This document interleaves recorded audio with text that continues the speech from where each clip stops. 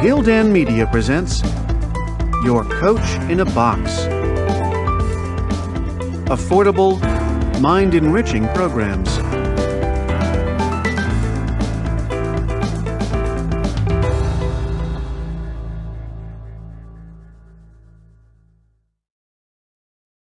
Gildan Media presents Ikigai, The Japanese Secret to a Long and Happy Life, written by Hector Garcia and Francesc Miralles, translated by Heather Cleary, read by Walter Dixon. Prologue. Ikigai, a mysterious word. This audiobook first came into being on a rainy night in Tokyo, when its authors sat down together for the first time in one of the city's tiny bars. We had each read each other's work, but had never met, thanks to the thousands of miles that separate Barcelona from the capital of Japan. Then a mutual acquaintance put us in touch, launching a friendship that led to this project and seems destined to last a lifetime. The next time we got together, a year later, we strolled through a park in downtown Tokyo and ended up talking about trends in Western psychology, specifically logotherapy, which helps people find their purpose in life. We remarked that Viktor Frankl's logotherapy had gone out of fashion among practicing therapists, who favored other schools of psychology, though people still search for meaning in what they do and how they live. We ask ourselves things like, what is the meaning of my life? Is the point just to live longer, or should I seek a higher purpose? Why do some people know what they want and have a passion for life, while others languish in confusion? At some point in our conversation, the mysterious word Ikigai came up. This Japanese concept, which translates roughly as the happiness of always being busy, is like logotherapy, but it goes a step beyond.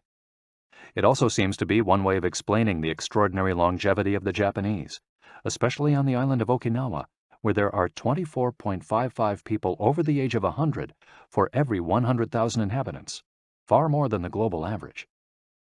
Those who study why the inhabitants of this island in the south of Japan live longer than people anywhere else in the world believe that one of the keys, in addition to a healthful diet, a simple life in the outdoors, green tea, and the subtropical climate, its average temperature is like that of Hawaii, is the Ikigai that shapes their lives.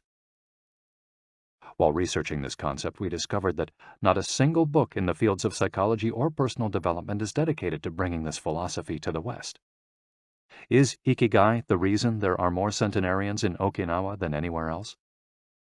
How does it inspire people to stay active until the very end? What is the secret to a long and happy life? As we explored the matter further, we discovered that one place in particular, Ogimi, a rural town on the north end of the island with a population of 3,000, boasts the highest life expectancy in the world, a fact that has earned it the nickname of the Village of Longevity. Okinawa is where most of Japan's shikuwasa, a lime-like fruit that packs an extraordinary antioxidant punch, comes from. Could that be Ogimi's secret to long life? Or is it the purity of the water used to brew its moringa tea? We decided to go study the secrets of the Japanese centenarians in person. After a year of preliminary research, we arrived in the village, where residents speak an ancient dialect and practice an animist religion that features long-haired forest sprites called bunagaya, with our cameras and recording devices in hand. As soon as we arrived, we could sense the incredible friendliness of its residents, who laughed and joked incessantly amid lush green hills fed by crystalline waters. As we conducted our interviews with the eldest residents of the town, we realized that something far more powerful than just these natural resources was at work. An uncommon joy flows from its inhabitants and guides them through the long and pleasurable journey of their lives. Again, the mysterious Ikigai. But what is it exactly? How do you get it? It never ceased to surprise us that this haven of nearly eternal life was located precisely in Okinawa, where 200,000 innocent lives were lost at the end of World War II. Rather than harbor animosity toward outsiders, however, Okinawans live by the principle of ichariba chode, a local expression that means treat everyone like a brother, even if you've never met them before. It turns out that one of the secrets to happiness of Ogimi's residents is feeling like part of a community. From an early age, they practice yui ma'aru, or teamwork, and so are used to helping one another. Nurturing friendships, eating light, getting enough rest, and doing regular, moderate exercise are all part of the equation of good health. But at the heart of the joie de vivre that inspires these centenarians to keep celebrating birthdays and cherishing each new day is their Ikigai. The purpose of this audiobook is to bring the secrets of Japan's centenarians to you and give you the tools to find your own Ikigai, because those who discover their Ikigai have everything they need for a long and joyful journey through life. Happy travels. Hector Garcia and Francesc Miralles. Chapter 1. Ikigai, the art of staying young while growing old. What is your reason for being? According to the Japanese, everyone has an Ikigai, what a French philosopher might call a raison d'être. Some people have found their Ikigai, while others are still looking, though they carry it within them. Our Ikigai is hidden deep inside each of us, and finding it requires a patient search. According to those born on Okinawa, the island with the most centenarians in the world, our Ikigai is the reason we get up in the morning. Ikigai can be described as the common ground you find between what you're good at, what you love, what the world needs, and what you can be paid for. Whatever you do, don't retire. Having a clearly defined Ikigai brings satisfaction, happiness, and meaning to our lives. The purpose of this audiobook is to help you find yours, and to share insights from Japanese philosophy on the lasting health of body, mind, and spirit.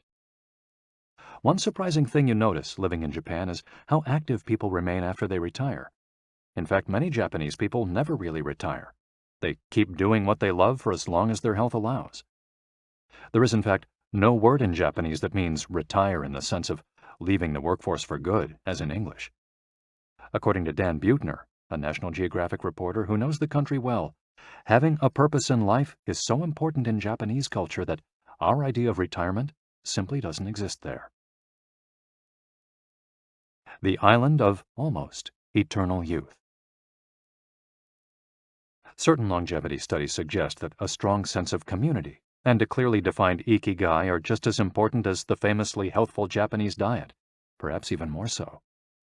Recent medical studies of centenarians from Okinawa and other so-called blue zones, the geographic regions where people live longest, provide a number of interesting facts about these extraordinary human beings.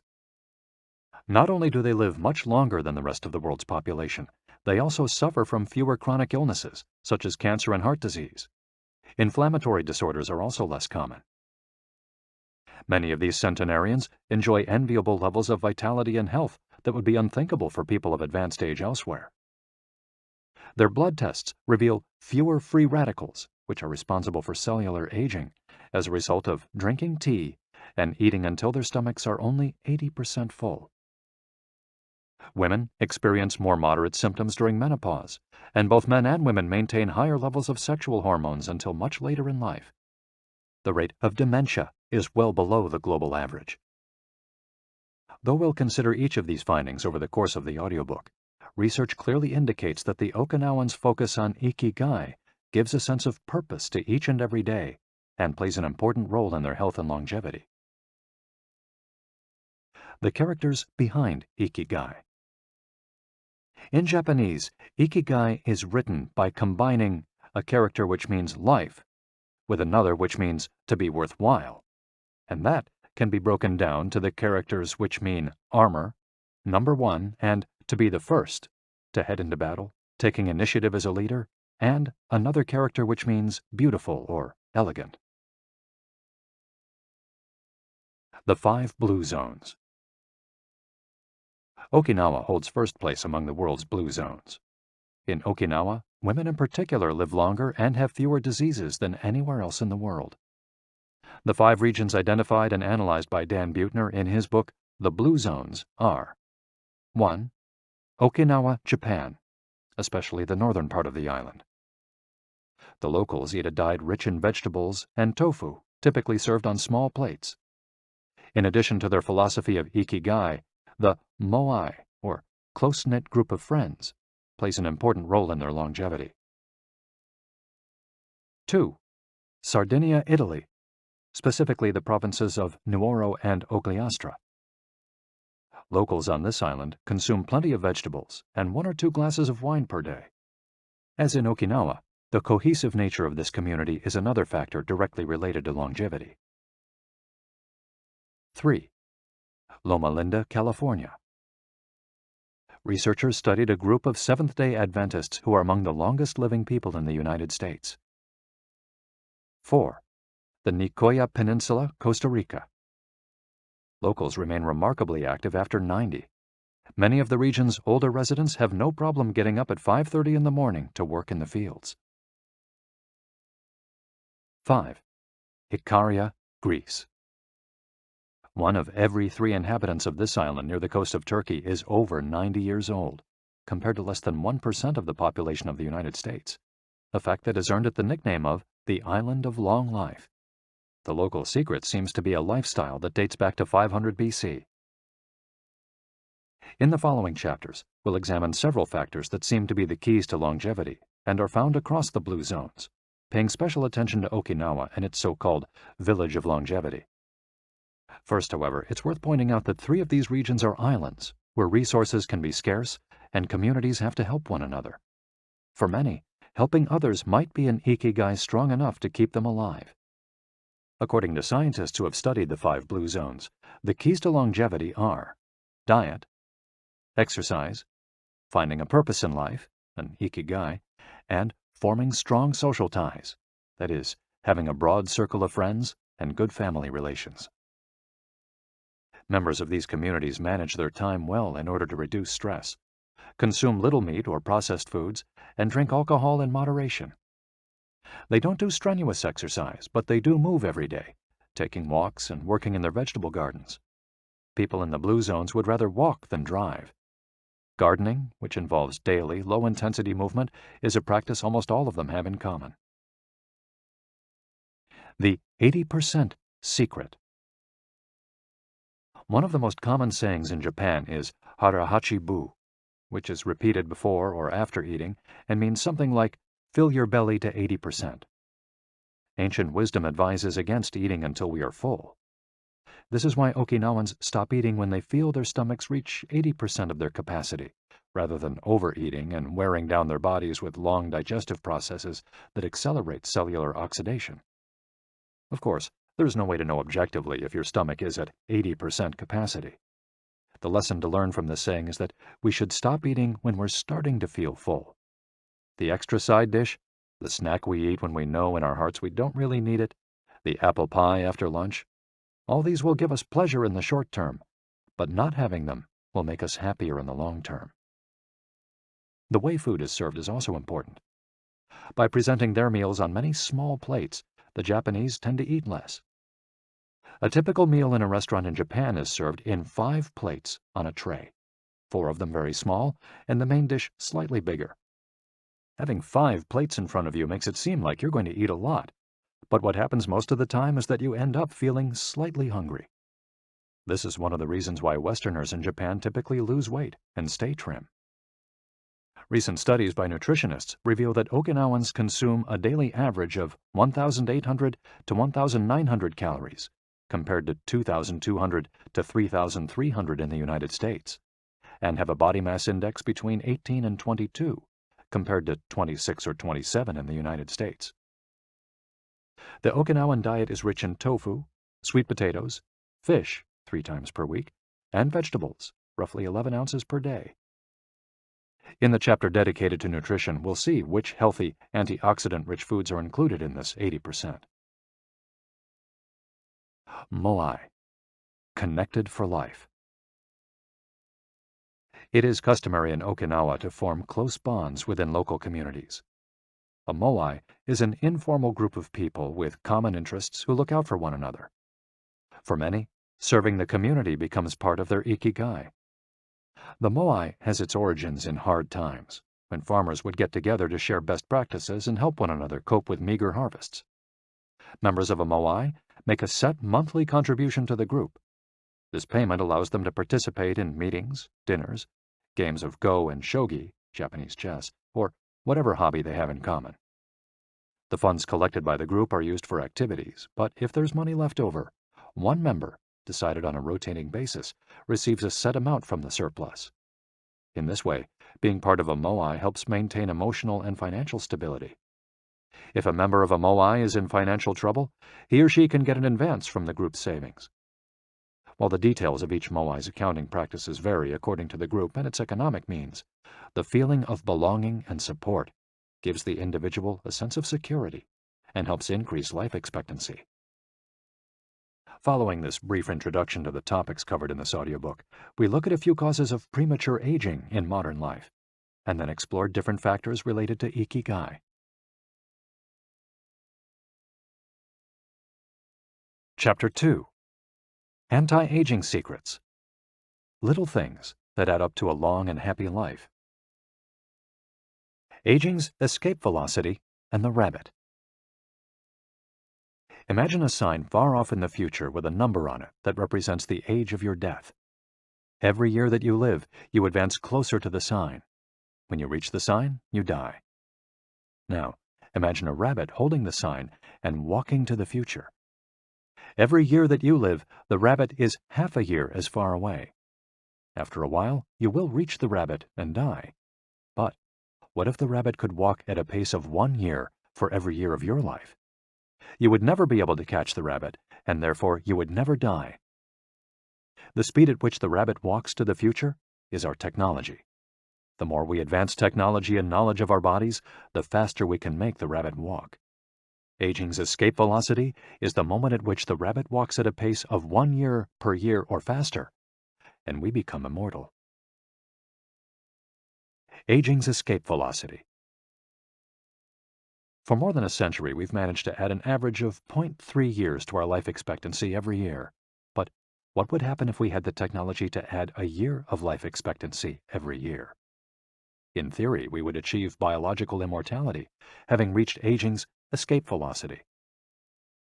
Researchers with an eye to the future, such as Ray Kurzweil and Aubrey de Grey, claim that we'll reach this escape velocity in a matter of decades. Other scientists are less optimistic, predicting that we'll reach a limit, a maximum age we won't be able to surpass no matter how much technology we have. For example, some biologists assert that our cells stop regenerating after about 120 years. Active mind, youthful body. There is much wisdom in the classic saying, mens sana in corpore sano, a sound mind in a sound body. It reminds us that both mind and body are important, and that the health of one is connected to that of the other. It's been shown that maintaining an active, adaptable mind is one of the key factors in staying young. Having a youthful mind also drives you toward a healthy lifestyle that will slow the aging process. Just as a lack of physical exercise has negative effects on our bodies and mood, a lack of mental exercise is bad for us because it causes our neurons and neural connections to deteriorate, and as a result, reduces our ability to react to our surroundings. This is why it's so important to give your brain a workout. One pioneer in advocating for mental exercise is the Israeli neuroscientist Shlomo Bresnitz, who argues that the brain needs a lot of stimulation in order to stay in shape. As he stated in an interview with Edward Punset for the Spanish television program Redis, there is a tension between what is good for someone and what they want to do. This is because people, especially older people, like to do things as they've always done them. The problem is that when the brain develops ingrained habits, it doesn't need to think anymore. Things get done quickly and efficiently on automatic pilot, often in a very advantageous way. This creates a tendency to stick to routines, and the only way of breaking these is to confront the brain with new information. Presented with new information, the brain creates new connections and is revitalized. This is why it's so important to expose yourself to change, even if stepping outside your comfort zone means feeling a bit of anxiety. The effects of mental training have been scientifically demonstrated. According to Collins Hemingway and Shlomo Bresnitz in their book Maximum Brain Power, Challenging the Brain for Health and Wisdom, mental training is beneficial on many levels. You begin exercising your brain by doing a certain task for the first time, he writes, and at first it seems very difficult, but as you learn how to do it, the training is already working. The second time you realize that it's easier, not harder to do because you're getting better at it. This has a fantastic effect on a person's mood. In and of itself, it's a transformation that affects not only the results obtained, but also his or her self-image. This description of a mental workout might sound a bit formal, but simply interacting with others, playing a game, for example, offers new stimuli and helps prevent the depression that can come with solitude. Our neurons start to age while we're still in our 20s. This process is slowed, however, by intellectual activity, curiosity, and a desire to learn. Dealing with new situations, learning something new every day, playing games, and interacting with other people seem to be essential for anti-aging strategies for the mind. Furthermore, a more positive outlook in this regard will yield greater mental benefits. Stress, accused of killing longevity. Many people seem older than they are. Research into the causes of premature aging has shown that stress has a lot to do with it, because the body wears down much faster during periods of crisis. The American Institute of Stress investigated this degenerative process and concluded that most health problems are caused by stress. Researchers at the Heidelberg University Hospital conducted a study in which they subjected a young doctor to a job interview, which they made even more stressful by forcing him to solve complex math problems for 30 minutes. Afterward, they took a blood sample. What they discovered was that his antibodies had reacted to stress the same way they react to pathogens, activating the proteins that trigger an immune response. The problem is that this response not only neutralizes harmful agents, it also damages healthy cells, leading them to age prematurely. The University of California conducted a similar study, taking data and samples from 39 women who had high levels of stress due to the illness of one of their children, and comparing them to samples from women with healthy children and low levels of stress. They found that stress promotes cellular aging by weakening cell structures known as telomeres, which affect cellular regeneration and how our cells age. As the study revealed, the greater the stress, the greater the degenerative effects on cells. How does stress work? These days, people live at a frantic pace and in a nearly constant state of competition. At this fever pitch, stress is a natural response to the information being received by the body as potentially dangerous or problematic. Theoretically, this is a useful reaction, as it helps us survive in hostile surroundings. Over the course of our evolution, we have used this response to deal with difficult situations and to flee from predators. The alarm that goes off in our head makes our neurons activate the pituitary gland, which produces hormones that release corticotropin, which in turn circulates through the body via the sympathetic nervous system. The adrenal gland is then triggered to release adrenaline and cortisol. Adrenaline raises our respiratory rate and pulse and prepares our muscles for action, getting the body ready to react to perceived danger, while cortisol increases the release of dopamine and blood glucose, which is what gets us charged up and allows us to face challenges. These processes are, in moderation, beneficial. They help us overcome challenges in our daily lives. Nonetheless, the stress to which human beings are subjected today is clearly harmful.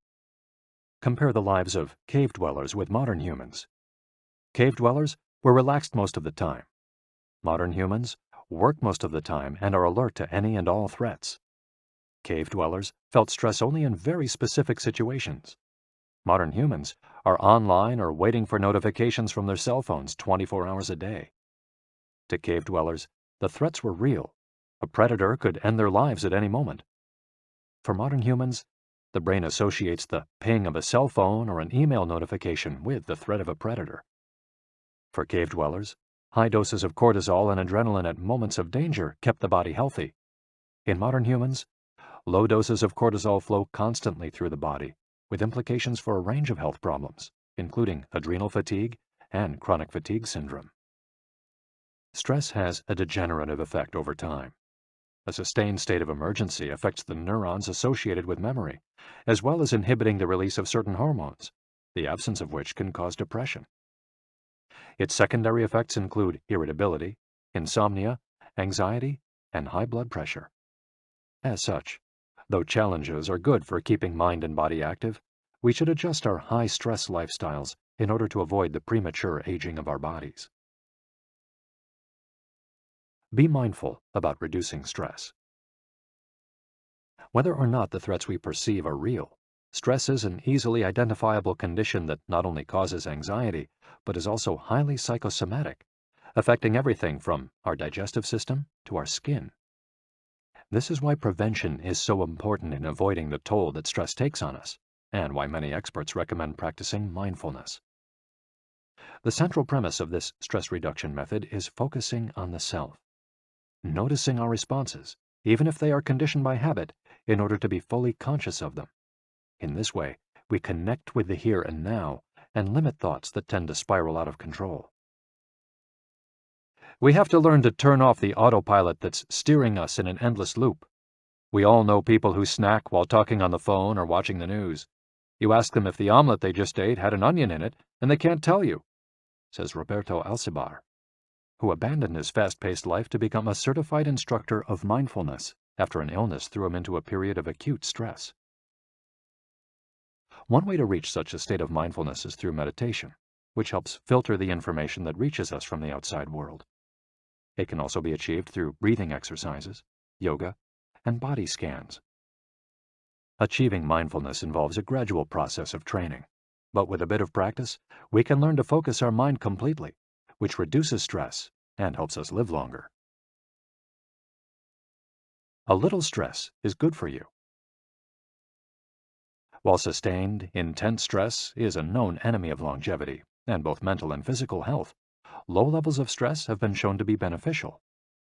After observing a group of test subjects for more than 20 years, Dr. Howard S. Friedman, a psychology professor at the University of California, Riverside, discovered that people who maintained a low level of stress, who faced challenges and put their heart and soul into their work in order to succeed, lived longer than those who chose a more relaxed lifestyle and retired earlier.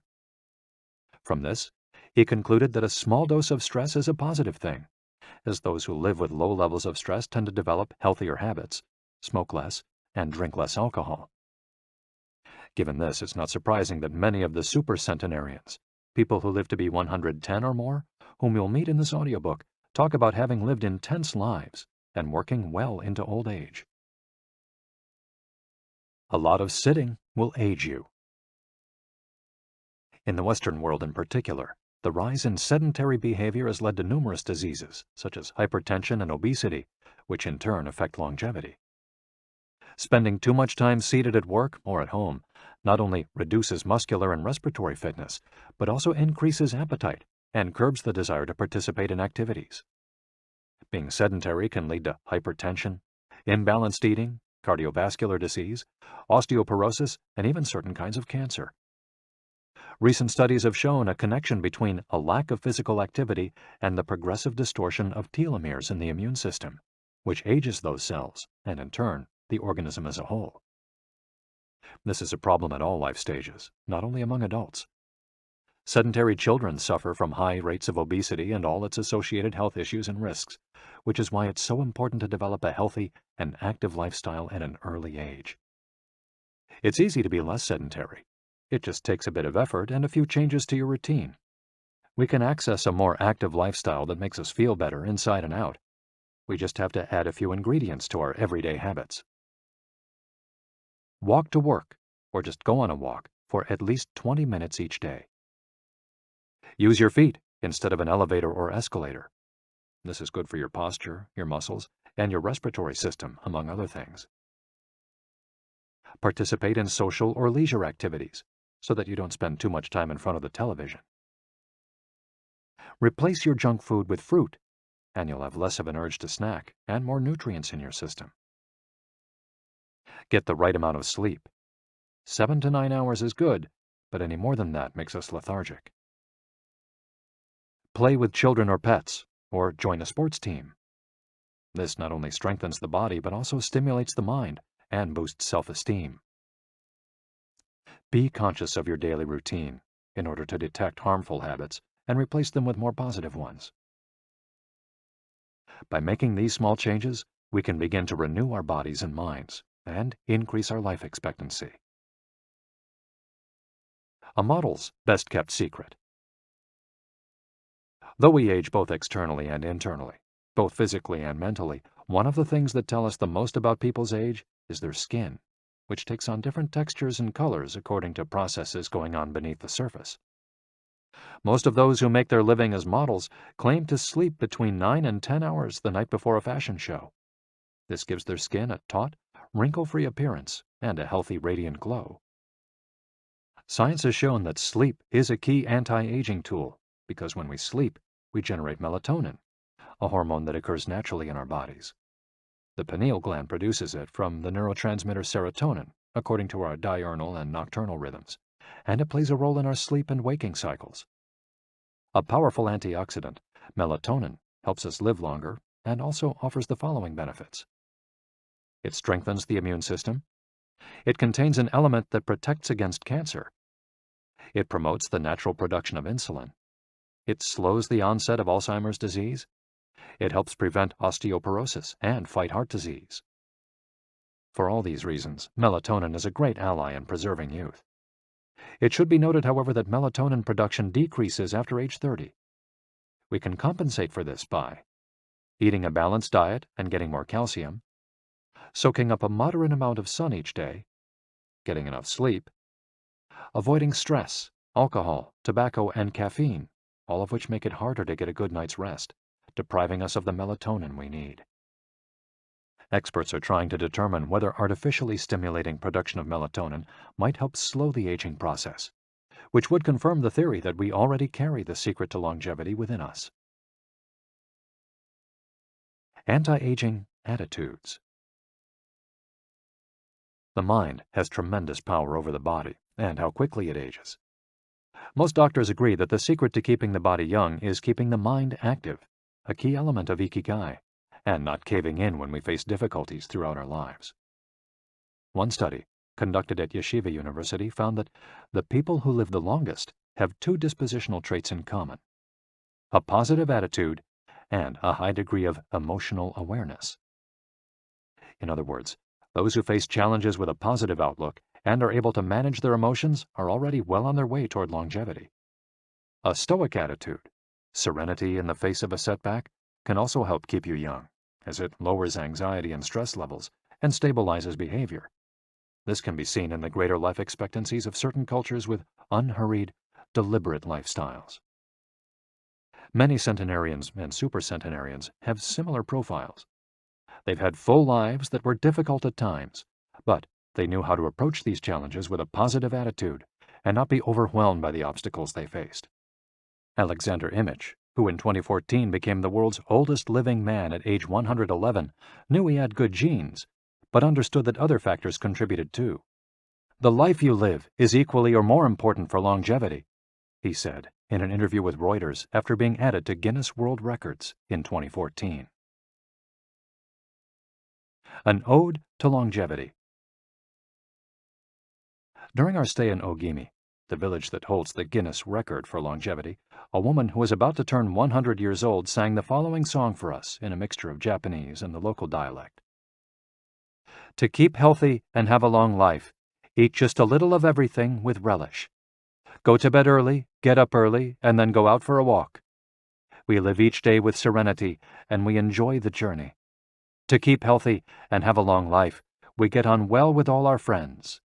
Spring, summer, fall, winter, we happily enjoy all the seasons. The secret is not to get distracted by how old the fingers are, from the fingers to the head and back once again.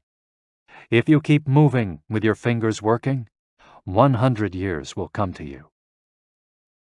We can now use our fingers to play the next chapter, where we'll look at the close relationship between longevity and discovering our life's mission.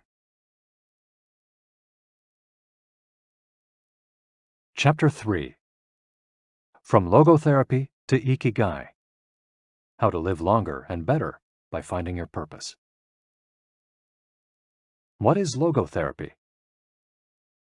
A colleague once asked Viktor Frankl to define his school of psychology in a single phrase, to which Frankl replied, "Well, in logotherapy, the patient sits up straight and has to listen to things that are, on occasion, hard to hear."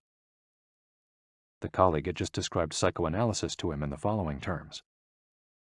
"In psychoanalysis, the patient lies down on a couch and tells you things that are, on occasion, hard to say."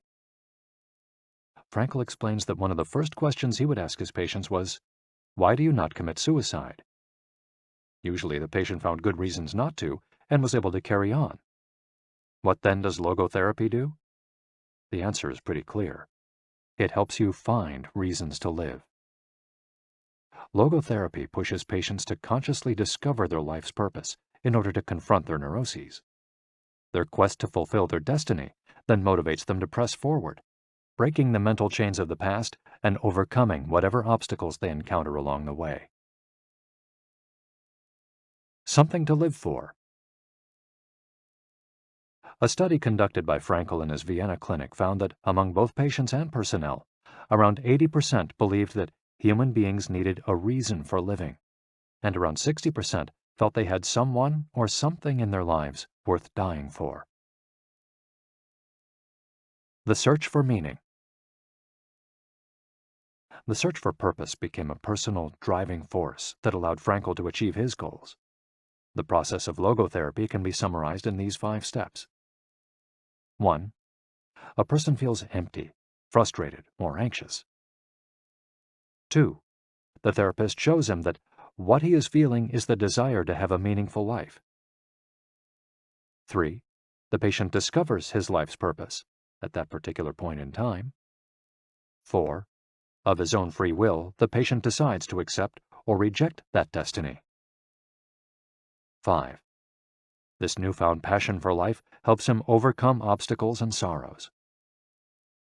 Frankl himself would live and die for his principles and ideals. His experiences as a prisoner at Auschwitz showed him that everything can be taken from a man but one thing, the last of the human freedoms: to choose one's attitude in any given set of circumstances, to choose one's own way. It was something he had to go through alone, without any help, and it inspired him for the rest of his life.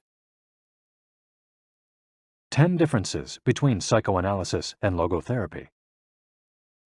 Psychoanalysis: the patient reclines on a couch, like a patient. Logotherapy: the patient sits facing the therapist, who guides him or her without passing judgment. Psychoanalysis is retrospective, it looks to the past. Logotherapy looks toward the future. Psychoanalysis is introspective, it analyzes neuroses. Logotherapy does not delve into the patient's neuroses. In psychoanalysis, the drive is toward pleasure. In logotherapy, the drive is toward purpose and meaning. Psychoanalysis centers on psychology. Logotherapy includes a spiritual dimension. Psychoanalysis works on psychogenic neuroses. Logotherapy also works on noogenic or existential neuroses. Psychoanalysis analyzes the unconscious origin of conflicts, instinctual dimension. Logotherapy deals with conflicts when and where they arise, spiritual dimension. Psychoanalysis limits itself to the patient's instincts. Logotherapy also deals with spiritual realities. Psychoanalysis is fundamentally incompatible with faith. Logotherapy is compatible with faith. Psychoanalysis seeks to reconcile conflicts and satisfy impulses and instincts. Logotherapy seeks to help the patient find meaning in his life and satisfy his moral principles. Fight for yourself. Existential frustration arises when our life is without purpose or when that purpose is skewed. In Frankl's view, however, there's no need to see this frustration as an anomaly or a symptom of neurosis. Instead, it can be a positive thing, a catalyst for change. Logotherapy does not see this frustration as mental illness, the way other forms of therapy do, but rather as spiritual anguish, a natural and beneficial phenomenon that drives those who suffer from it to seek a cure, whether on their own or with the help of others, and in so doing, find greater satisfaction in life. It helps them change their own destiny. Logotherapy enters the picture if a person needs help doing this, if he needs guidance in discovering his life's purpose, and later in overcoming conflict so he can keep moving towards his objective. In Man's Search for Meaning, Frankl cites one of Nietzsche's famous aphorisms: "He who has a why to live can bear with almost any how." Based on his own experience, Frankl believed that our health depends on that natural tension that comes from comparing what we've accomplished so far with what we'd like to achieve in the future. What we need, then, is not a peaceful existence, but a challenge we can strive to meet by applying all the skills at our disposal. Existential crisis, on the other hand, is typical of modern societies in which people do what they're told to do or what others do, rather than what they want to do. They often try to fill the gap between what is expected of them and what they want for themselves with economic power or physical pleasure, or by numbing their senses. It can even lead to suicide.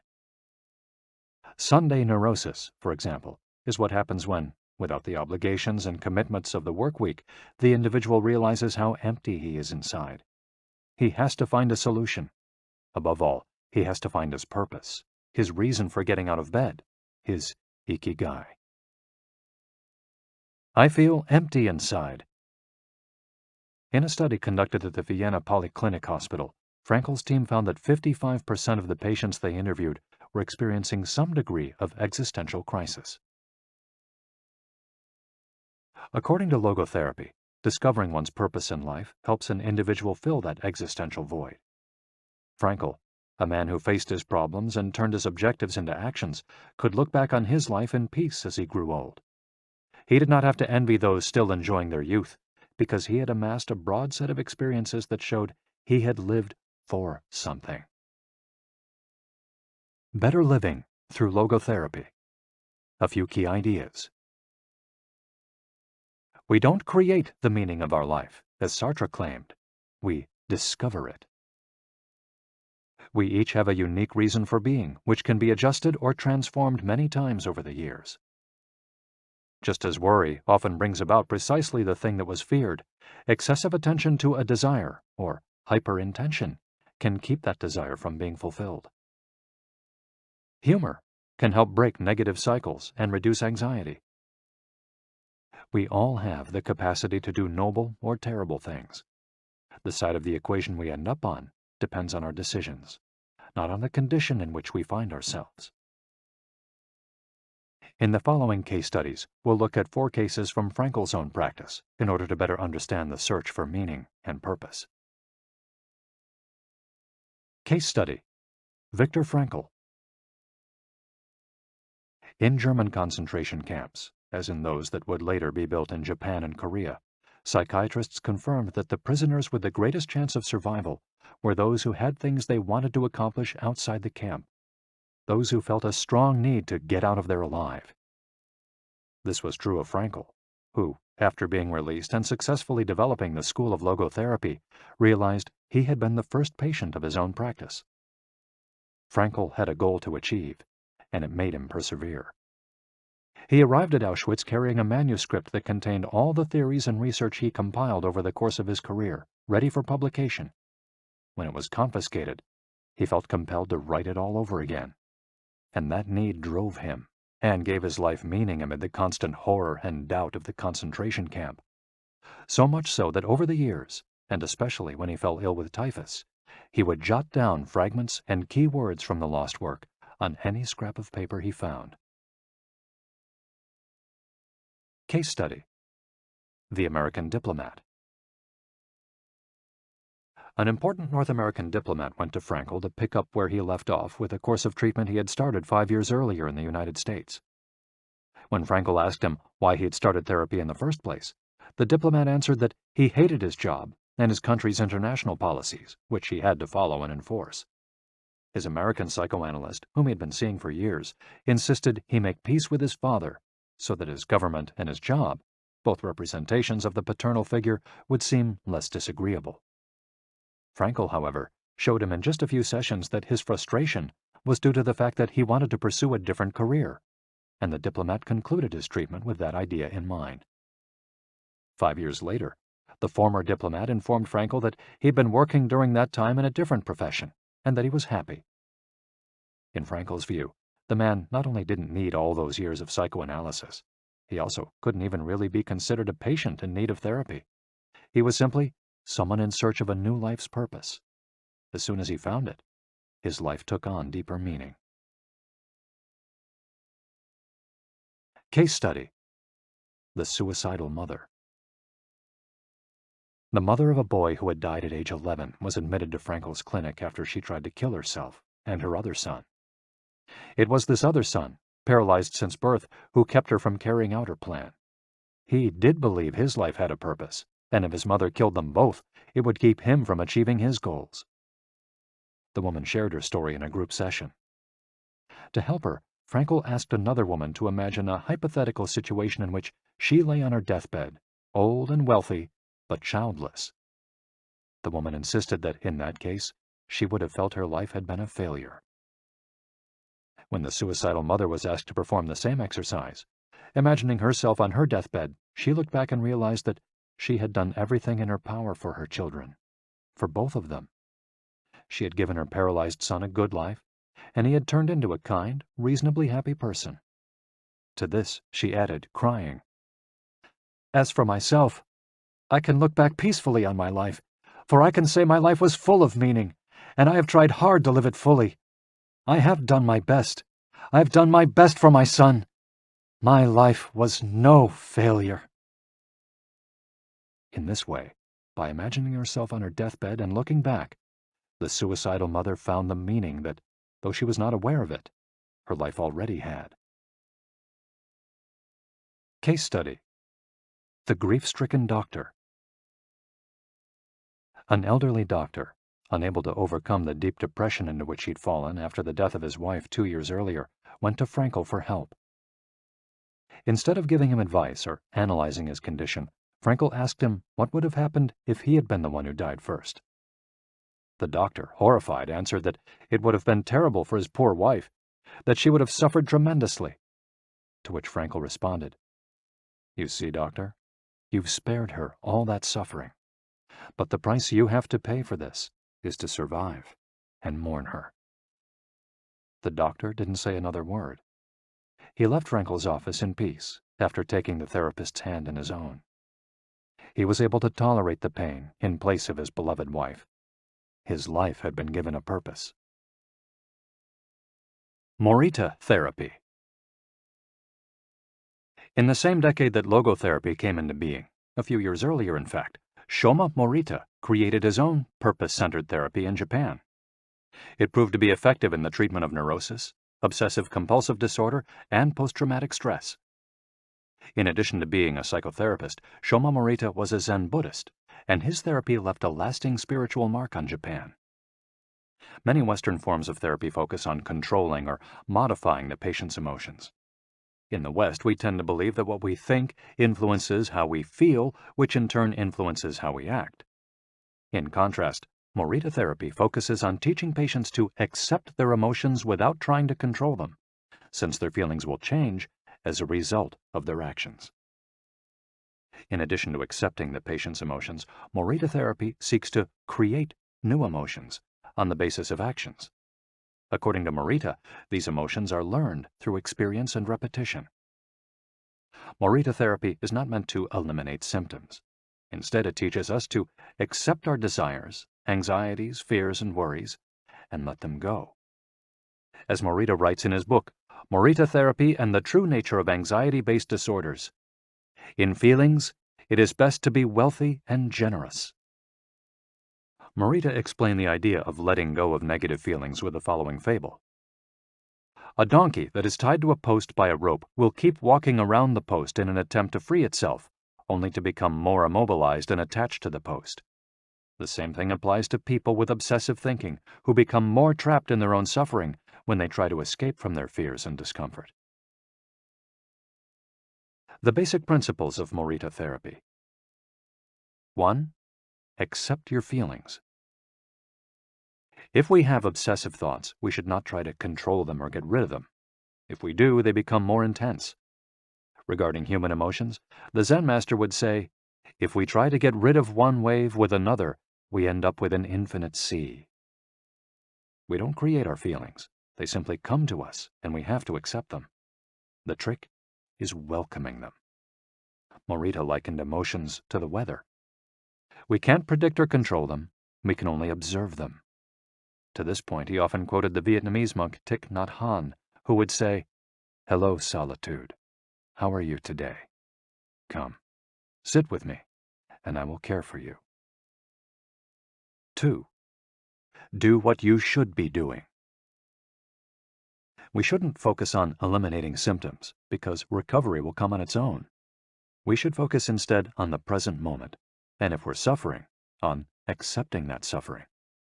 Above all, we should avoid intellectualizing the situation. The therapist's mission is to develop the patient's character so he or she can face any situation, and character is grounded in the things we do. Morita therapy does not offer its patients explanations, but rather allows them to learn from their actions and activities. It doesn't tell you how to meditate or how to keep a diary the way Western therapies do. It's up to the patient to make discoveries through experience. 3. Discover your life's purpose. We can't control our emotions, but we can take charge of our actions every day. This is why we should have a clear sense of our purpose and always keep Morita's mantra in mind. What do we need to be doing right now? What action should we be taking? The key to achieving this is having dared to look inside yourself to find your Ikigai. The 4 phases of Morita therapy. Morita's original treatment, which lasts 15 to 21 days, consists of the following stages. 1. Isolation and rest, 5 to 7 days. During the first week of treatment, the patient rests in a room without any external stimuli. No television, books, family, friends, or speaking. All the patient has is his thoughts. He lies down for most of the day and is visited regularly by the therapist, who tries to avoid interacting with him as much as possible. The therapist simply advises the patient to continue observing the rise and fall of his emotions as he lies there. When the patient gets bored and wants to start doing things again, he's ready to move on to the next stage of therapy. 2. Light occupational therapy, 5 to 7 days. In this stage, the patient performs repetitive tasks in silence. One of these is keeping a diary about his thoughts and feelings. The patient goes outside after a week of being shut in, takes walks in nature, and does breathing exercises. He also starts doing simple activities such as gardening, drawing, or painting. During this stage, the patient is still not allowed to talk to anyone except the therapist. 3. Occupational therapy, 5 to 7 days. In this stage, the patient performs tasks that require physical movement. Dr. Morita liked to take his patients to the mountains to chop wood. In addition to physical tasks, the patient is also immersed in other activities such as writing, painting, or making ceramics. The patient can speak with others at this stage, but only about the tasks at hand. 4. The return to social life and the real world. The patient leaves the hospital and is reintroduced to social life, but maintains the practices of meditation and occupational therapy developed during treatment. The idea is to re-enter society as a new person, with a sense of purpose, and without being controlled by social or emotional pressures. Nikon meditation. Morita was a great Zen master of Nikon introspective meditation. Much of his therapy draws on his knowledge and mastery of this school, which centers on 3 questions the individual must ask him or herself. 1. What have I received from person X? 2. What have I given to person X? 3. What problems have I caused person X? Through these reflections, we stop identifying others as the cause of our problems and deepen our own sense of responsibility. As Morita said, if you are angry and want to fight, think about it for 3 days before coming to blows. After 3 days, the intense desire to fight will pass on its own. And now, Ikigai. Logotherapy and Morita therapy are both grounded in a personal, unique experience that you can access without therapists or spiritual retreats. The mission of finding your Ikigai, your existential fuel. Once you find it, it's only a matter of having the courage and making the effort to stay on the right path. In the following chapters, we'll take a look at the basic tools you'll need to get moving along that path. Finding flow in the tasks you've chosen to do, eating in a balanced and mindful way, doing low-intensity exercise, and learning not to give in when difficulties arise. In order to do this, you have to accept that the world, like the people who live in it, is imperfect. but that it's still full of opportunities for growth and achievement. Are you ready to throw yourself into your passion as if it were the most important thing in the world? Chapter 4. Find flow in everything you do. How to turn work and free time into spaces for growth. We are what we repeatedly do. Excellence, then, is not an act, but a habit. Aristotle. Going with the flow. Imagine you're skiing down one of your favorite slopes. Powdery snow flies up on both sides of you like white sand. Conditions are perfect. You are entirely focused on skiing as well as you can. You know exactly how to move at each moment. There is no future, no past. There is only the present. You feel the snow, your skis, your body, and your consciousness united as a single entity. You are completely immersed in the experience, not thinking about or distracted by anything else. Your ego dissolves, and you become part of what you're doing. This is the kind of experience Bruce Lee described with his famous, "Be water, my friend." We've all felt our sense of time vanish when we lose ourselves in an activity we enjoy. We start cooking, and before we know it, several hours have passed. We spend an afternoon with a book and forget about the world going by until we notice the sunset and realize we haven't eaten dinner. We go surfing and don't realize how many hours we've spent in the water until the next day when our muscles ache. The opposite can also happen. When we have to complete a task we don't want to do, every minute feels like a lifetime, and we can't stop looking at our watch. As the quip attributed to Einstein goes, "Put your hand on a hot stove for a minute, and it seems like an hour. Sit with a pretty girl for an hour, and it seems like a minute." That is relativity. The funny thing is that someone else might really enjoy the same task, but we want to finish as quickly as possible. What makes us enjoy doing something so much that we forget about whatever worries we might have while we do it? When are we happiest? These questions can help us discover our Ikigai. The power of flow. These questions are also at the heart of psychologist Mihai Csikszentmihalyi's research into the experience of being completely immersed in what we're doing. Csikszentmihalyi called this state flow and described it as the pleasure, delight, creativity, and process when we are completely immersed in life. There is no magic recipe for finding happiness, for living according to your Ikigai, but one key ingredient is the ability to reach this state of flow, and, through this state, have an optimal experience. In order to achieve this optimal experience, we have to focus on increasing the time we spend on activities that bring us to this state of flow, rather than allowing ourselves to get caught up in activities that offer immediate pleasure, like eating too much, abusing drugs or alcohol, or stuffing ourselves with chocolate in front of the TV. As Csikszentmihalyi asserts in his book, Flow, The Psychology of Optimal Experience, flow is the state in which people are so involved in an activity that nothing else seems to matter. The experience itself is so enjoyable that people will do it, even at great cost, for the sheer sake of doing it. It's not only creative professionals who require the high doses of concentration that promote flow. Most athletes, chess players, and engineers also spend much of their time on activities that bring them to this state. According to Csikszentmihalyi's research, a chess player feels the same way upon entering a state of flow as a mathematician working on a formula, or a surgeon performing an operation. A professor of psychology, Csikszentmihalyi analyzed data from people around the world and discovered that flow is the same among individuals of all ages and cultures. In New York and Okinawa, we all reach a state of flow in the same way. But what happens to our mind when we're in that state? When we flow, we're focused on a concrete task without any distractions. Our mind is in order. The opposite occurs when we try to do something while our mind is on other things. The 7 conditions for achieving flow. According to researcher Owen Schaffer of DePaul University, the requirements for achieving flow are 1. Knowing what to do. 2. Knowing how to do it. 3. Knowing how well you're doing. 4. Knowing where to go, where navigation is involved. 5. Perceiving significant challenges. 6. Perceiving significant skills. 7.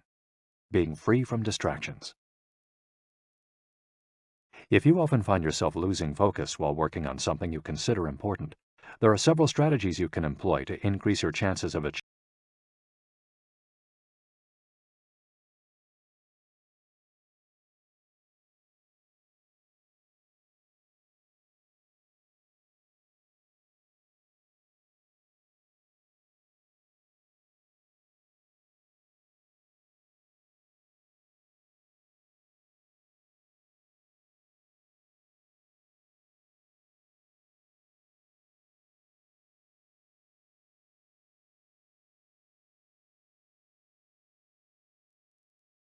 Strategy number 1.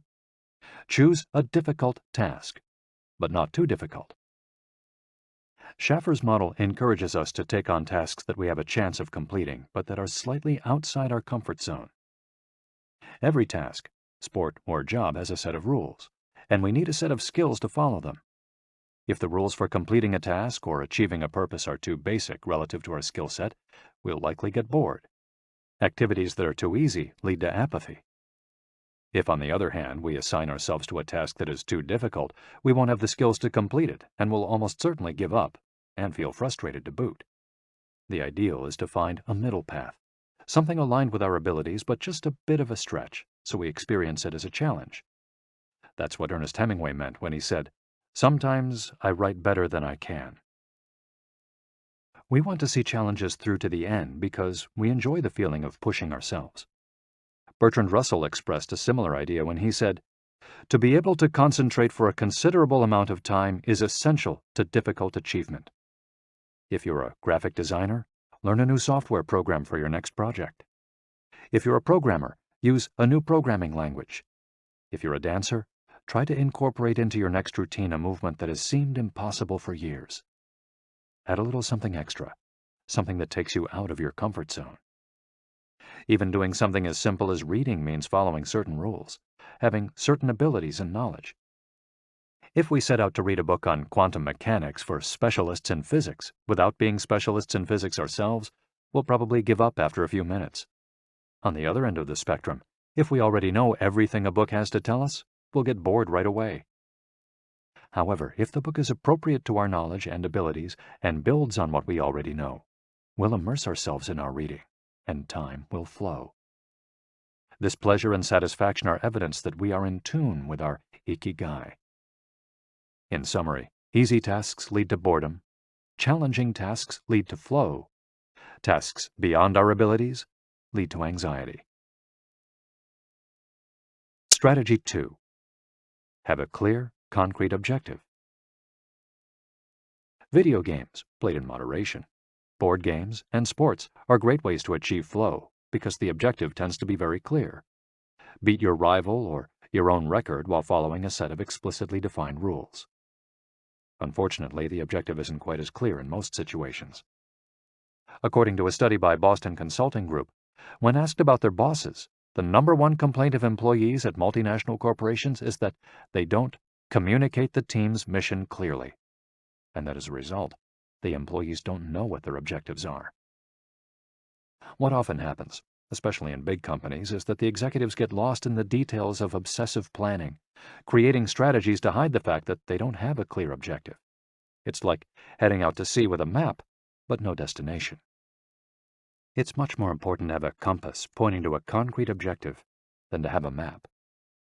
Joy Ito, director of the MIT Media Lab, encourages us to use the principle of compass over maps as a tool to navigate our world of uncertainty. In the book Whiplash, How to Survive Our Faster Future, he and Jeff Howe write, "In an increasingly unpredictable world moving ever more quickly, a detailed map may lead you deep into the woods at an unnecessarily high cost. A good compass, though, will always take you where you need to go. It doesn't mean that you should start your journey without any idea where you're going. What it does mean is understanding that while the path to your goal may not be straight, you'll finish faster and more efficiently than you would have if you had trudged along a pre-planned route." In business, the creative professions, and education alike, It's important to reflect on what we hope to achieve before starting to work, study, or make something. We should ask ourselves questions such as, what is my objective for today's session in the studio? How many words am I going to write today for the article coming out next month? What is my team's mission?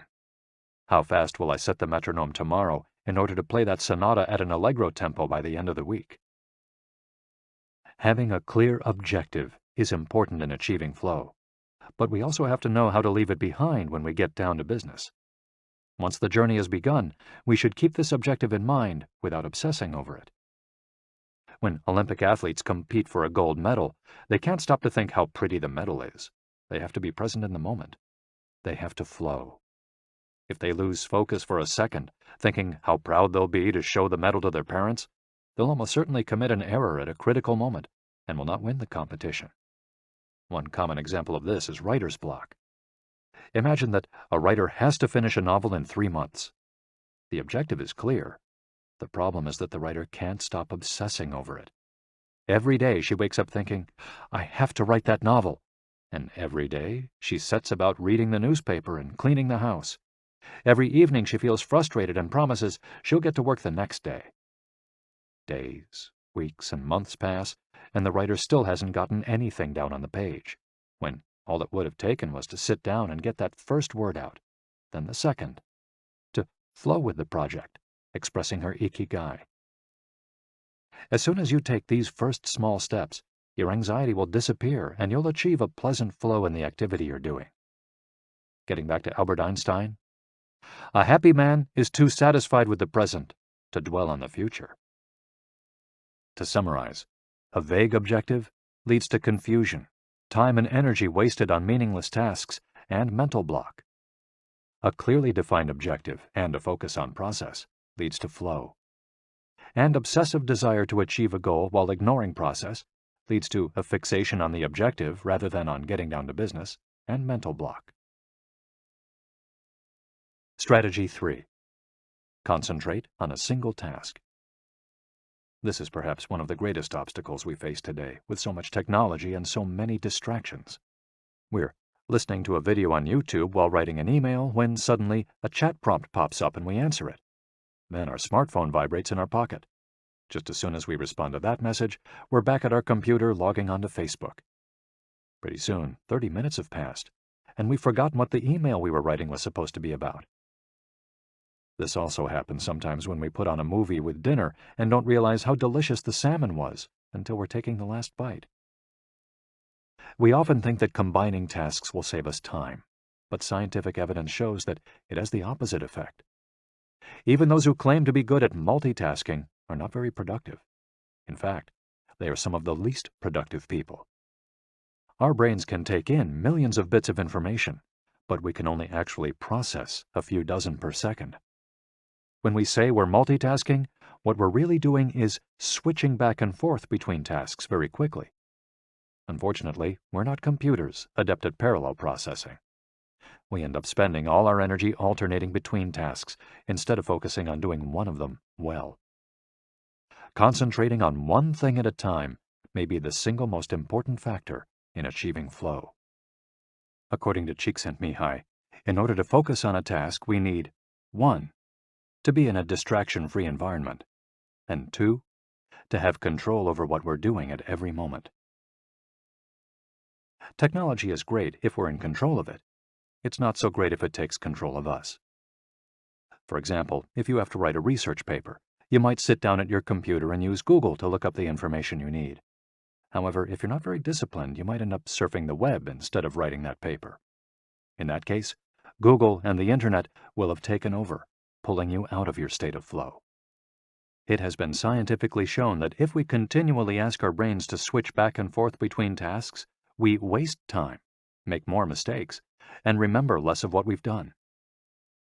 Several studies conducted at Stanford University by Clifford Ivar Nass describe our generation as suffering from an epidemic of multitasking. One such study analyzed the behavior of hundreds of students, dividing them into groups based on the number of things they tended to do at once. The students who were the most addicted to multitasking typically alternated among more than 4 tasks. For example, taking notes while reading a textbook listening to a podcast, answering messages on their smartphone, and sometimes checking their Twitter timeline. Each group of students was shown a screen with several red and several blue arrows. The objective of the exercise was to count the red arrows. At first, all the students answered correctly right away, without much trouble. As the number of blue arrows increased, the number of red arrows stayed the same, only their position changed, however. The students accustomed to multitasking had serious trouble counting the red arrows in the time allotted, or as quickly as the students who did not habitually multitask, for one very simple reason. They got distracted by the blue arrows. Their brains were trained to pay attention to every stimulus, regardless of its importance, while the brains of other students were trained to focus on a single task, in this case, counting the red arrows and ignoring the blue ones. Other studies indicate that working on several things at once lowers our productivity by at least 60% and our IQ by more than 10 points. One study funded by the Swedish Council for Working Life and Social Research found that a sample group of more than 4,000 young adults between the ages of 20 and 24 who were addicted to their smartphones got less sleep, felt less connected to their community at school, and were more likely to show signs of depression. In summary, concentrating on a single task makes achieving flow more likely, increases productivity, increases our power of retention, makes us less likely to make mistakes, helps us feel calm and in control of the task at hand, causes us to become more considerate as we pay full attention to those around us, and increases creativity. Multitasking makes achieving flow impossible, decreases productivity by 60%, though it doesn't seem to, makes it harder to remember things, makes us more likely to make mistakes, makes us feel stressed by the sensation that we're losing control, that our tasks are controlling us, causes us to hurt those around us through our addiction to stimuli, always checking our phones, always on social media, and reduces creativity. What can we do to avoid falling victim to this flow-impeding epidemic? How can we train our brains to focus on a single task? Here are a few ideas for creating a space and time free of distractions to increase our chances of reaching a state of flow, and thereby getting in touch with our Ikigai. Don't look at any kind of screen for the first hour you're awake and the last hour before you go to sleep. Turn off your phone before you achieve flow. There is nothing more important than the task you've chosen to do during this time. If this seems too extreme, enable the Do Not Disturb function, so only the people closest to you contact you in case of emergency. Designate one day of the week, perhaps a Saturday or Sunday, a day of technical fasting, making exceptions for e-readers without Wi-Fi or MP3 players. Go to a cafe that doesn't have Wi-Fi. Read and respond to email only once or twice per day. Define those times clearly and stick to them. Try the Pomodoro technique. Get yourself a kitchen timer. Some are made to look like a pomodoro or a tomato, and commit to working on a single task as long as it's running. The Pomodoro technique recommends 25 minutes of work and 5 minutes of rest for each cycle, but you can also do 50 minutes of work and 10 minutes of rest. Find the pace that's best for you. The most important thing is to be disciplined in completing each cycle. Start your work session with a ritual you enjoy, and end it with a reward. Train your mind to return to the present when you find yourself getting distracted. Practice mindfulness or another form of meditation. Go for a walk or a swim, whatever will help you get centered again. Work in a space where you will not be distracted. If you can't do this at home, go to a library, a cafe, or, if your task involves playing the saxophone, a music studio. If you find that your surroundings continue to distract you, keep looking until you find the right place. Divide each activity into groups of related tasks and assign each group its own place and time. For example, if you're writing a magazine article, you could do research and take notes at home in the morning, write in the library in the afternoon, and edit on the couch at night. Bundle routine tasks, such as sending out invoices, making phone calls, and so on, and do them all at once. A summary of the advantages of flow versus the disadvantages of distraction. A focused mind versus a wandering mind. Living in the present versus thinking about the past and the future. Being free from worry versus having concerns about our daily life and the people around us invading our thoughts. having the hours fly by versus having every minute seem endless. With flow, we feel in control. With distraction, we lose control and fail to complete the task at hand, or other tasks or people keep us from our work. With flow, we prepare thoroughly. With distraction, we act without being prepared. With flow, we know what we should be doing at any given moment. When distracted, we frequently get stuck and don't know how to proceed. With flow, our mind is clear and overcomes all obstacles to the flow of thought. With distraction, we're plagued by doubts, concerns, and low self-esteem. With flow, it's pleasant. With distraction, it's boring and exhausting. And with flow, our ego fades. We're not the ones controlling the activity or task we're doing. The task is leading us. And with distraction, constant self-criticism. Our ego is present, and we feel frustrated. Flow in Japan. Takumis, engineers, geniuses, and otakus. What do takumis, artisans, engineers, inventors, and otakus, fans of anime and manga, have in common? They all understand the importance of flowing with their Ikigai at all times. One widespread stereotype about people in Japan is that they're exceptionally dedicated and hard-working, even though some Japanese people say they look like they're working harder than they really are. There is no doubt, though, about their ability to be completely absorbed in a task, or about their perseverance when there's a problem to be solved. One of the first words one learns when starting Japanese lessons is ganbaru, which means to persevere, or to stay firm by doing one's best. Japanese people often apply themselves to even the most basic tasks with an intensity that borders on obsession. We see this in all kinds of contexts, from the retirees taking meticulous care of their rice fields in the mountains of Nagano to the college students working the weekend shift in convenience stores known as konbinis. If you go to Japan, you'll experience this attention to detail firsthand in almost every transaction. Walk into one of the stores that sell handcrafted objects in Naha, Kanazawa, or Kyoto, and you'll also discover that Japan is a treasure trove of traditional craft work. The people of Japan have a unique talent for creating new technologies while preserving artisanal traditions and techniques. The art of the takumi.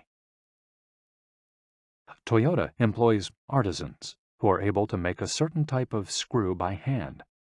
These takumi, or experts in a particular manual skill, are extremely important at Toyota, and they are hard to replace. Some of them are the only people who know how to perform their exact skill, and it doesn't seem as though a new generation is going to take up the mantle. Turntable needles are another example. They're produced almost exclusively in Japan, where you can find the last remaining people who know how to use the machinery required to make these precision needles, and who are trying to pass on their knowledge to their descendants. We met a takumi on a visit to Kumano, a small town near Hiroshima. We were there for the day, working on a photo essay for one of the most famous brands of makeup brushes in the West. The billboard welcoming visitors to Kumano shows a mascot holding a large brush.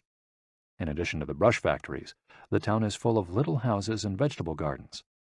Heading farther in, you can see several Shinto shrines at the base of the mountains that surround the town. We spent hours taking photos in factories full of people in orderly rows, each doing a single task, such as painting the handles of the brushes or loading boxes of them onto trucks, before we realized we still hadn't seen anyone actually putting bristles into the brush heads. After we asked about this and got the runaround several times, the president of one company agreed to show us how it was done. He led us out of the building and asked us to get into his car. After a 5-minute drive, we parked next to another, smaller structure and climbed the stairs. He opened a door, and we walked into a small room filled with windows that let in lovely natural light. In the middle of the room was a woman wearing a mask. You could see only her eyes. She was so focused on choosing individual bristles for the brushes, gracefully moving her hands and fingers, using scissors and combs to sort the bristles, that she didn't even notice our presence. Her movements were so quick, it was hard to tell what she was doing. The president of the company interrupted her to let her know that we'd be taking photos as she worked. We couldn't see her mouth, but the glint in her eye and the cheerful inflection in her speech let us know she was smiling. She looked happy and proud, talking about her work and responsibilities. We had to use extremely fast shutter speeds to capture her movements. Her hands danced and flowed in concert with her tools and the bristles she was sorting.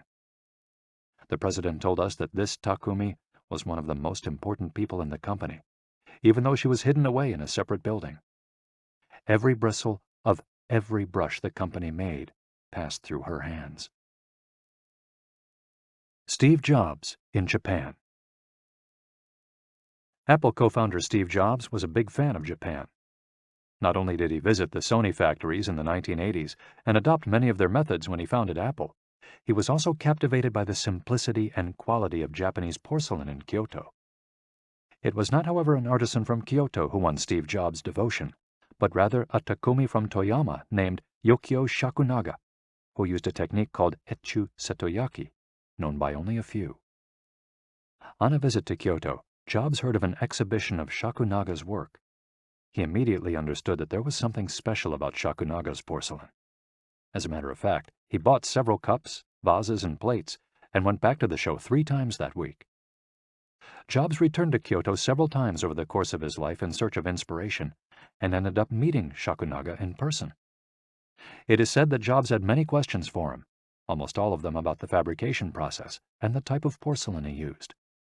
Shakunaga explained that he used white porcelain he extracted himself from mountains in the Toyama prefecture, making him the only artist of his ilk familiar with the fabrication process of porcelain objects from their origins in the mountains to their final form, an authentic Takumi.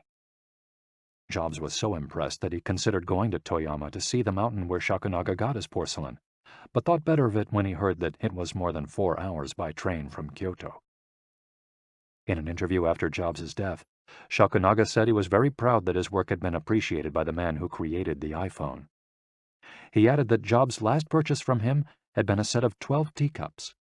Jobs had asked for something special, a new style. To satisfy this request, Shakunaga made 150 teacups in the process of testing out new ideas. Of these, he chose the 12 best and sent them to the Jobs family. Ever since his first trip to Japan, Jobs was fascinated and inspired by the country's artisans, engineers, especially at Sony, philosophy, especially Zen, and cuisine, especially sushi. Sophisticated simplicity. What do Japanese artisans, engineers, Zen philosophy, and cuisine have in common? Simplicity and attention to detail. It is not a lazy simplicity, but a sophisticated one that searches out new frontiers, always taking the object, the body and mind, or the cuisine to the next level, according to one's Ikigai.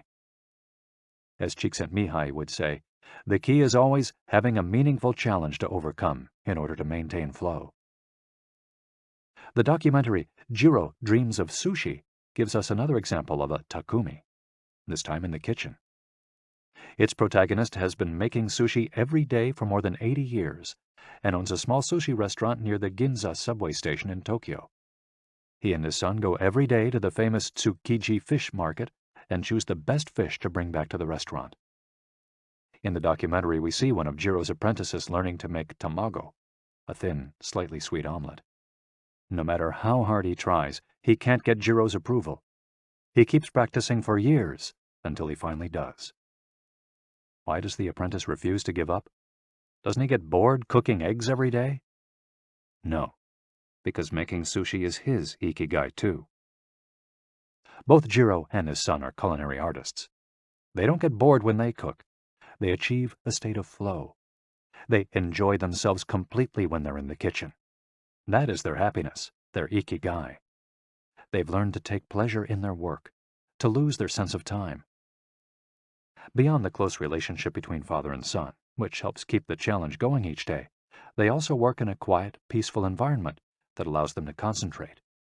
Even after receiving a 3-star rating from Michelin, they never considered opening other locations or expanding the business.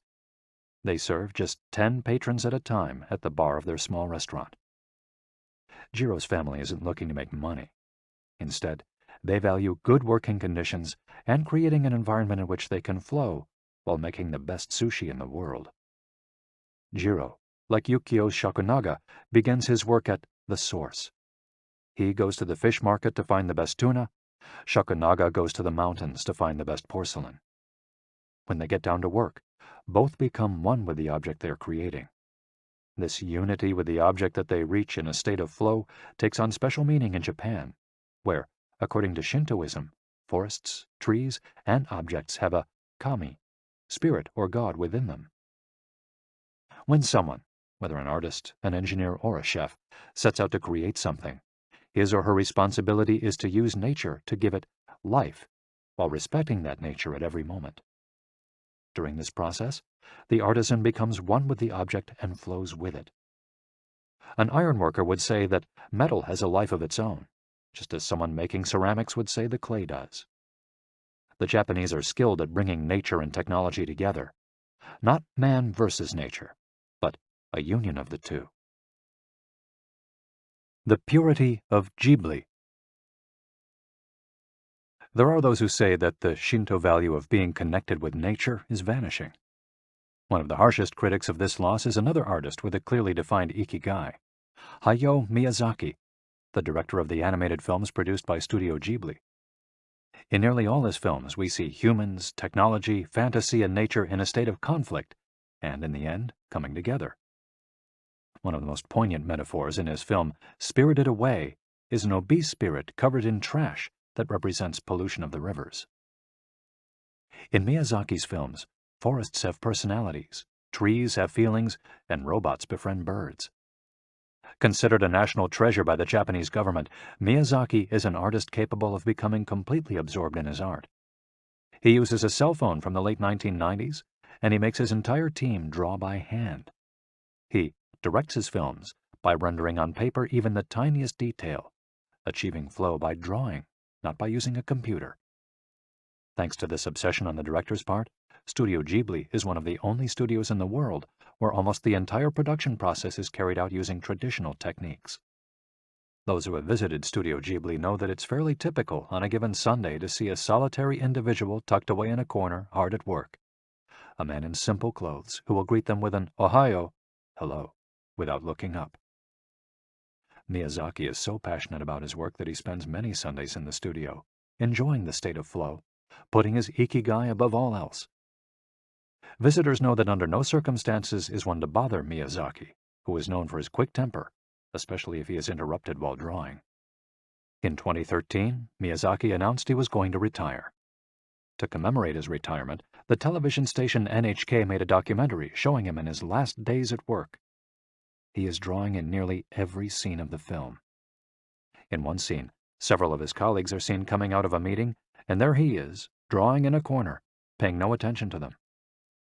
In another scene, he is shown walking to work on December 30th, a national holiday in Japan, and opening the doors of Studio Ghibli so he can spend the day there, drawing alone. Miyazaki can't stop drawing.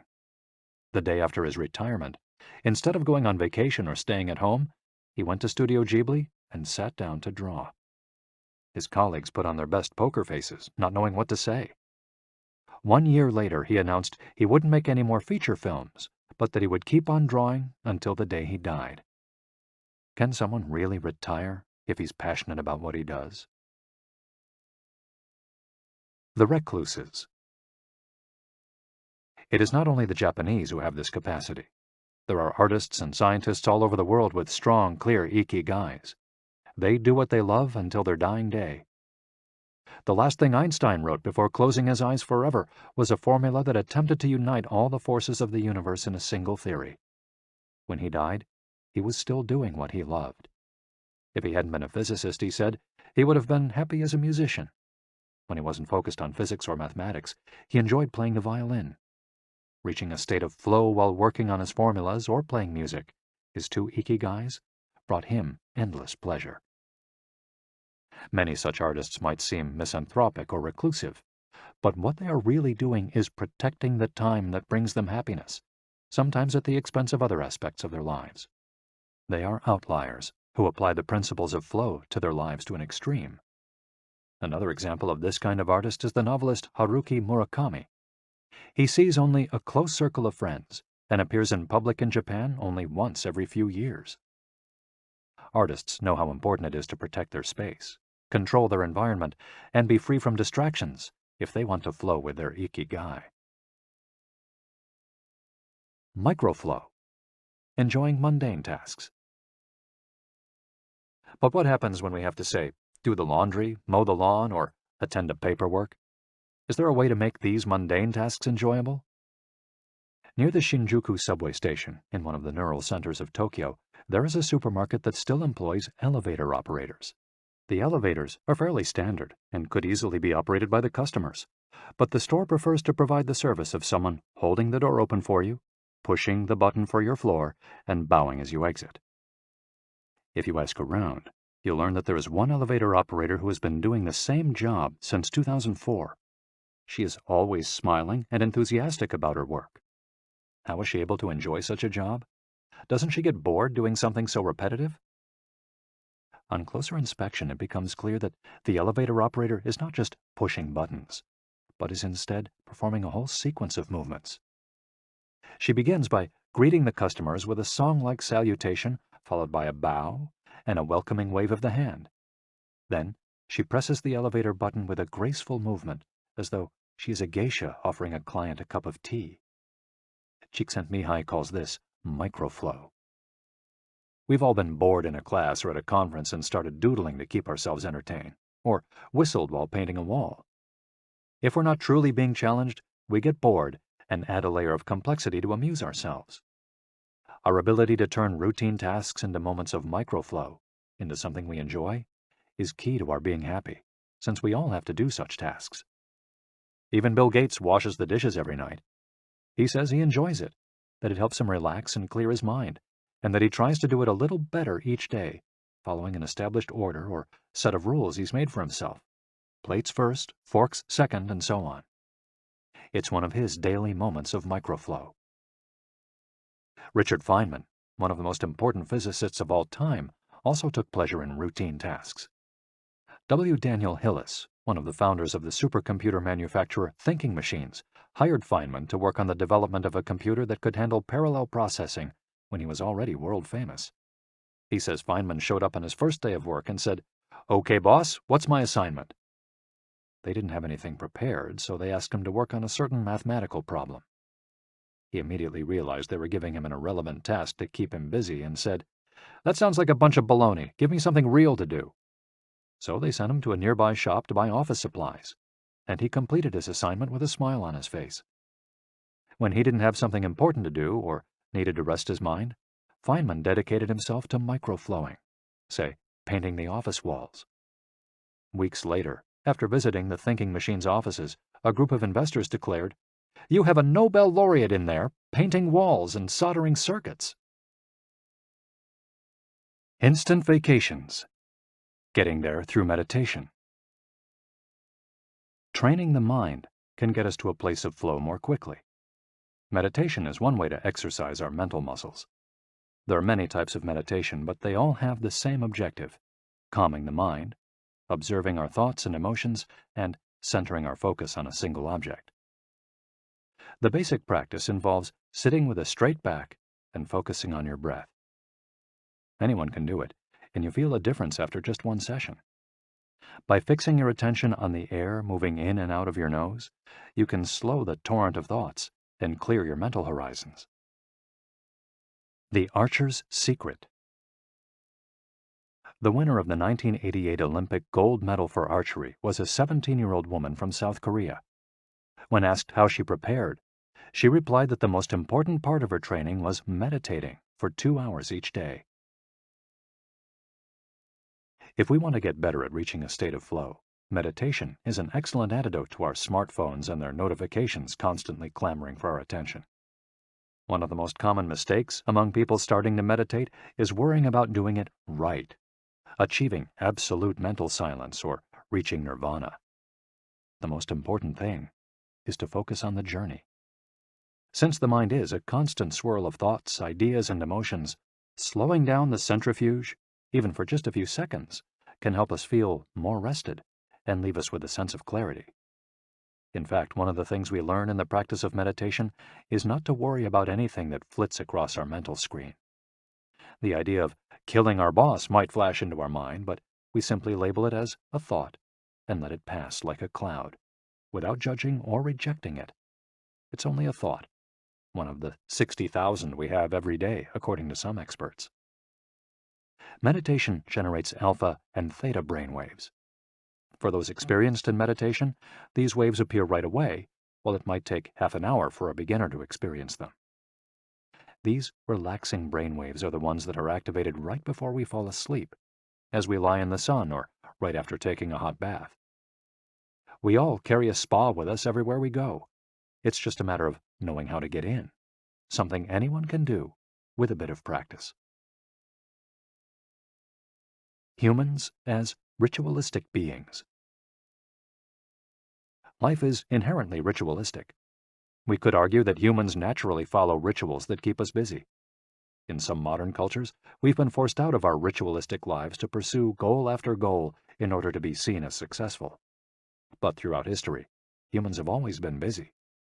We were hunting, cooking, farming, exploring, and raising families, activities that were structured as rituals to keep us busy throughout our days. But in an unusual way, rituals still permeate daily life and business practices in modern Japan. The main religions in Japan, Confucianism, Buddhism, and Shintoism, are all ones in which the rituals are more important than absolute rules. When doing business in Japan, process, manners, and how you work on something is more important than the final results. Whether this is good or bad for the economy is beyond the scope of this audiobook. What is indisputable, though, is that finding flow in a ritualistic workplace is much easier than in one in which we are continually stressed out trying to achieve unclear goals set by our bosses. Rituals give us clear rules and objectives, which help us enter a state of flow. When we have only a big goal in front of us, we might feel lost or overwhelmed by it. Rituals help us by giving us the process, the sub-steps on the path to achieving a goal. When confronted with a big goal, try to break it down into parts, and then attack each part one by one. Focus on enjoying your daily rituals, using them as tools to enter a state of flow. Don't worry about the outcome. It will come naturally. Happiness is in the doing, not in the result. As a rule of thumb, remind yourself, rituals over goals. The happiest people are not the ones who achieve the most. They're the ones who spend more time than others in a state of flow. Using flow to find your Ikigai. After hearing this chapter, you should have a better idea of which activities in your life make you enter flow. Write all of them on a piece of paper. Then, ask yourself 3 questions. What do the activities that drive you to flow have in common? Why do these activities drive you to flow? For example, are all the activities you most like doing ones that you practice alone or with other people? Do you flow more when doing things that require you to move your body, or just to think? In the answers to these questions, you might find the underlying Ikigai that drives your life. If you don't, then keep searching by going deeper into what you like by spending more of your time in the activities that make you flow. Also, try new things that are not on the list of what makes you flow, but that are similar and that you're curious about. For example, if photography is something that drives you into flow, you could also try painting. You might even like it more. Or if you love snowboarding and have never tried surfing, flow is mysterious. It's like a muscle. The more you train it, the more you will flow, and the closer you'll be to your Ikigai.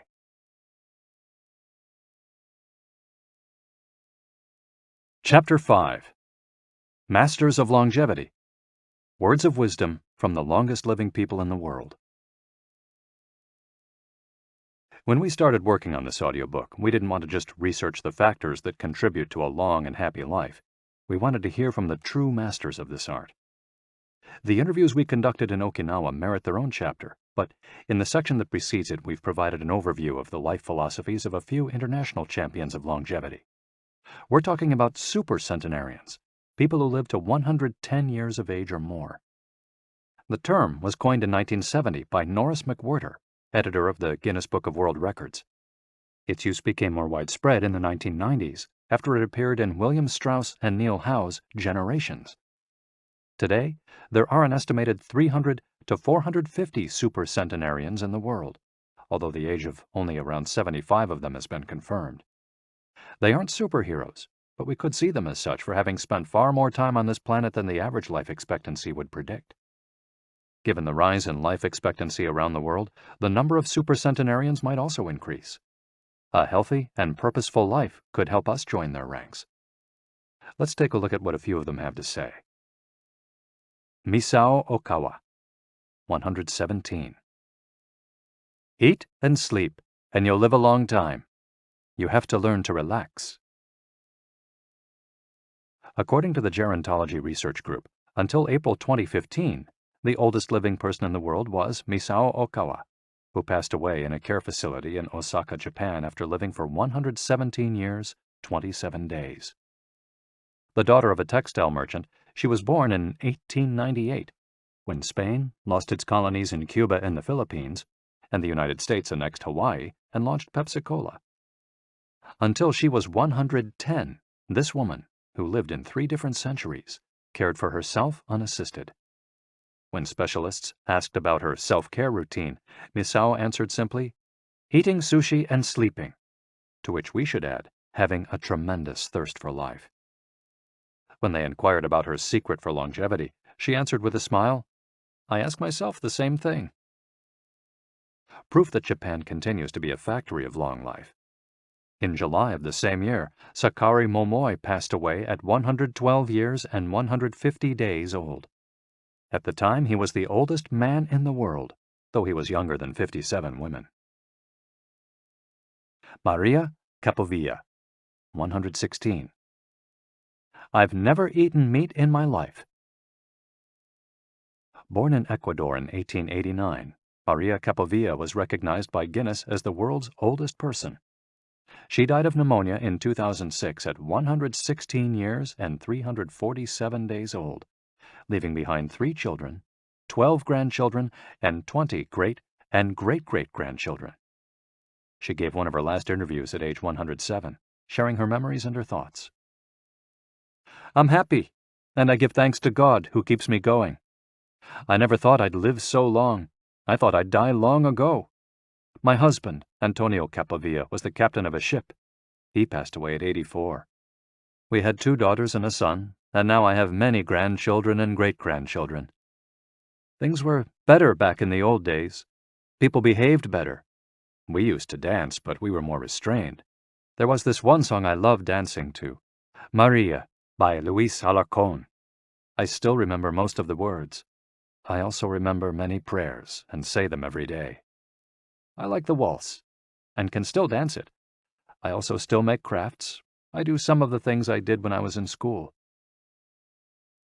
When she had finished recalling her past, she began to dance, one of her great passions, with an energy that made her seem decades younger. When asked about her secret for longevity, she responded simply, I don't know what the secret to long life is. The only thing I do is, I've never eaten meat in my life. I attribute it to that. Jean Calment, 122. Everything's fine. Born in Arles, France, in February 1875, Jean Calment lived until August 4, 1997, making her, at 122, the oldest person of verified age in history. She jokingly said that she competed with Methuselah, and there is no question that she broke numerous records as she went on celebrating birthdays. She died of natural causes at the end of a happy life, during which she denied herself almost nothing. She rode a bicycle until she turned 100. She lived on her own until 110, when she agreed to move into a nursing home after accidentally starting a small fire in her apartment. She stopped smoking at 120 when her cataracts started making it hard for her to bring a cigarette to her lips. One of her secrets may have been her sense of humor. As she said on her 120th birthday, I see badly, I hear badly, and I feel bad, but everything's fine. Walter Bruning, 114. If you keep your mind and body busy, you'll be around a long time. Born in Minnesota in 1896, Walter Bruning was able to see 3 centuries in his lifetime. He died in Montana in 2011 from natural causes. He'd had 2 wives and a 50-year career on the railroad. At 83, he retired to an assisted living center in Montana, where he remained until his death. He is the second oldest man of verified age ever born in the United States. He gave many interviews in his final years, insisting that his longevity stemmed from, among other things, his habit of eating only 2 meals per day and working for as many hours as he could. "Your mind and your body, you keep both busy," he said on his 112th birthday. "You'll be here a long time." Back then, he was still exercising every day. Among Bruning's other secrets, he had a habit of helping others, and he wasn't afraid of dying. As he declared in a 2010 interview with the Associated Press, "We're all going to die. Some people are scared of dying. Never be afraid to die, because you're born to die." Before passing away in 2011, he is said to have told a pastor that he'd made a deal with God. If he wasn't going to get better, it was time to go. Alexander Emich, 111. "I just haven't died yet." Born in Poland in 1903, Alexander Emich was a chemist and parapsychologist residing in the United States who, after the death of his predecessor in 2014, became the oldest man of authenticated age in the world. Emich himself died a year thereafter, in June of that year, leaving behind a long life rich with experiences. Emich attributed his longevity to, among other things, never drinking alcohol. "It's not as though I'd won the Nobel Prize," he said upon being declared the world's oldest man. "I never thought I'd get to be so old." When asked about his secret to living so long, his answer was, "I don't know. I just haven't died yet."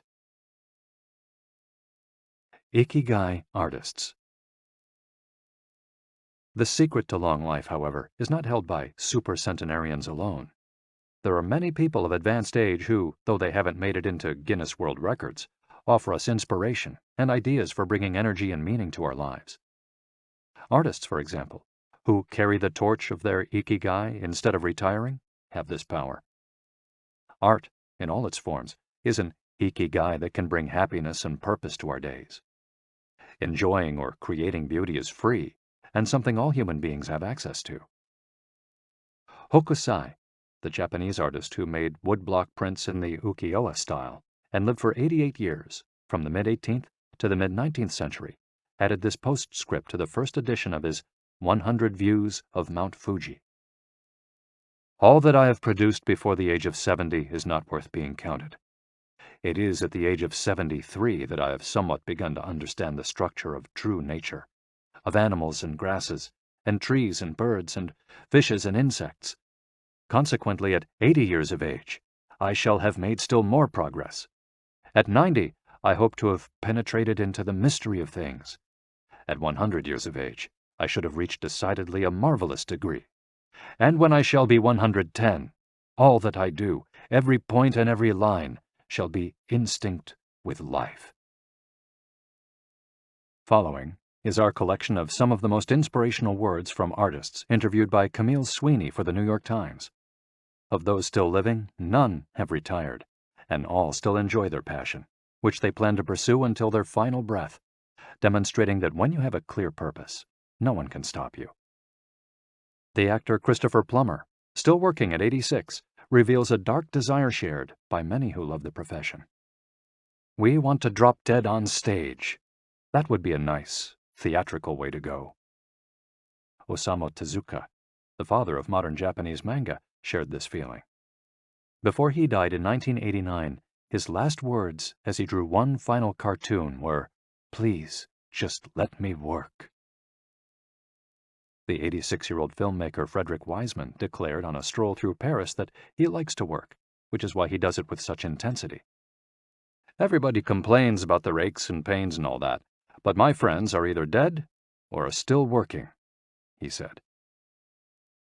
Carmen Herrera, a painter who just entered her 100th year, sold her first canvas at 89. Today, her work is in the permanent collections of the Tate Modern and the Museum of Modern Art. When asked how she viewed her future, she responded, "I am always waiting to finish the next thing. Absurd, I know. I go day by day." Never stop learning. You may grow old and trembling in your anatomies. You may lie awake at night listening to the disorder of your veins. you may miss your only love. You may see the world about you devastated by evil lunatics, or know your honor trampled in the sewers of baser minds. There is only one thing for it, then: to learn. Learn why the world wags, and what wags it. That is the only thing which the mind can never exhaust, never alienate, never be tortured by, never fear or distrust, and never dream of regretting. T.H. White, the once and future king. For his part, naturalist and author Edward O. Wilson asserted, "I feel I have enough experience to join those who are addressing big questions. About 10 years ago, when I began reading and thinking more broadly about the questions of what are we, where did we come from, and where are we going, I was astonished at how little this was being done."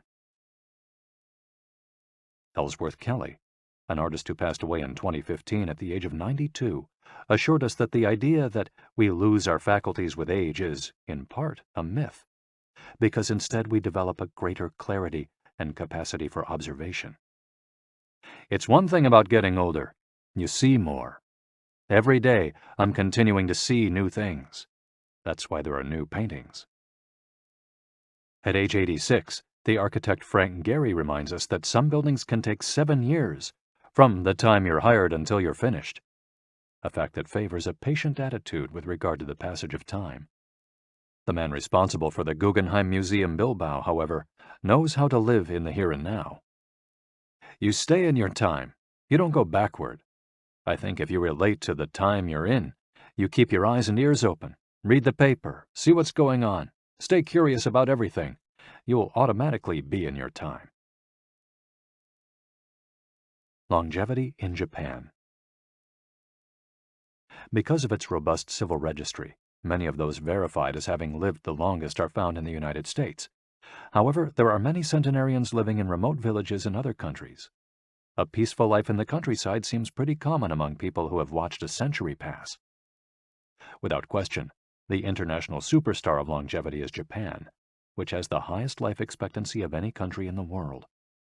In addition to a healthy diet, which we will explore in detail, and an integrated healthcare system in which people go to the doctor for regular checkups to prevent disease, longevity in Japan is closely tied to its culture, as we'll see later on. The sense of community and the fact that Japanese people make an effort to stay active until the very end are key elements of their secret to long life.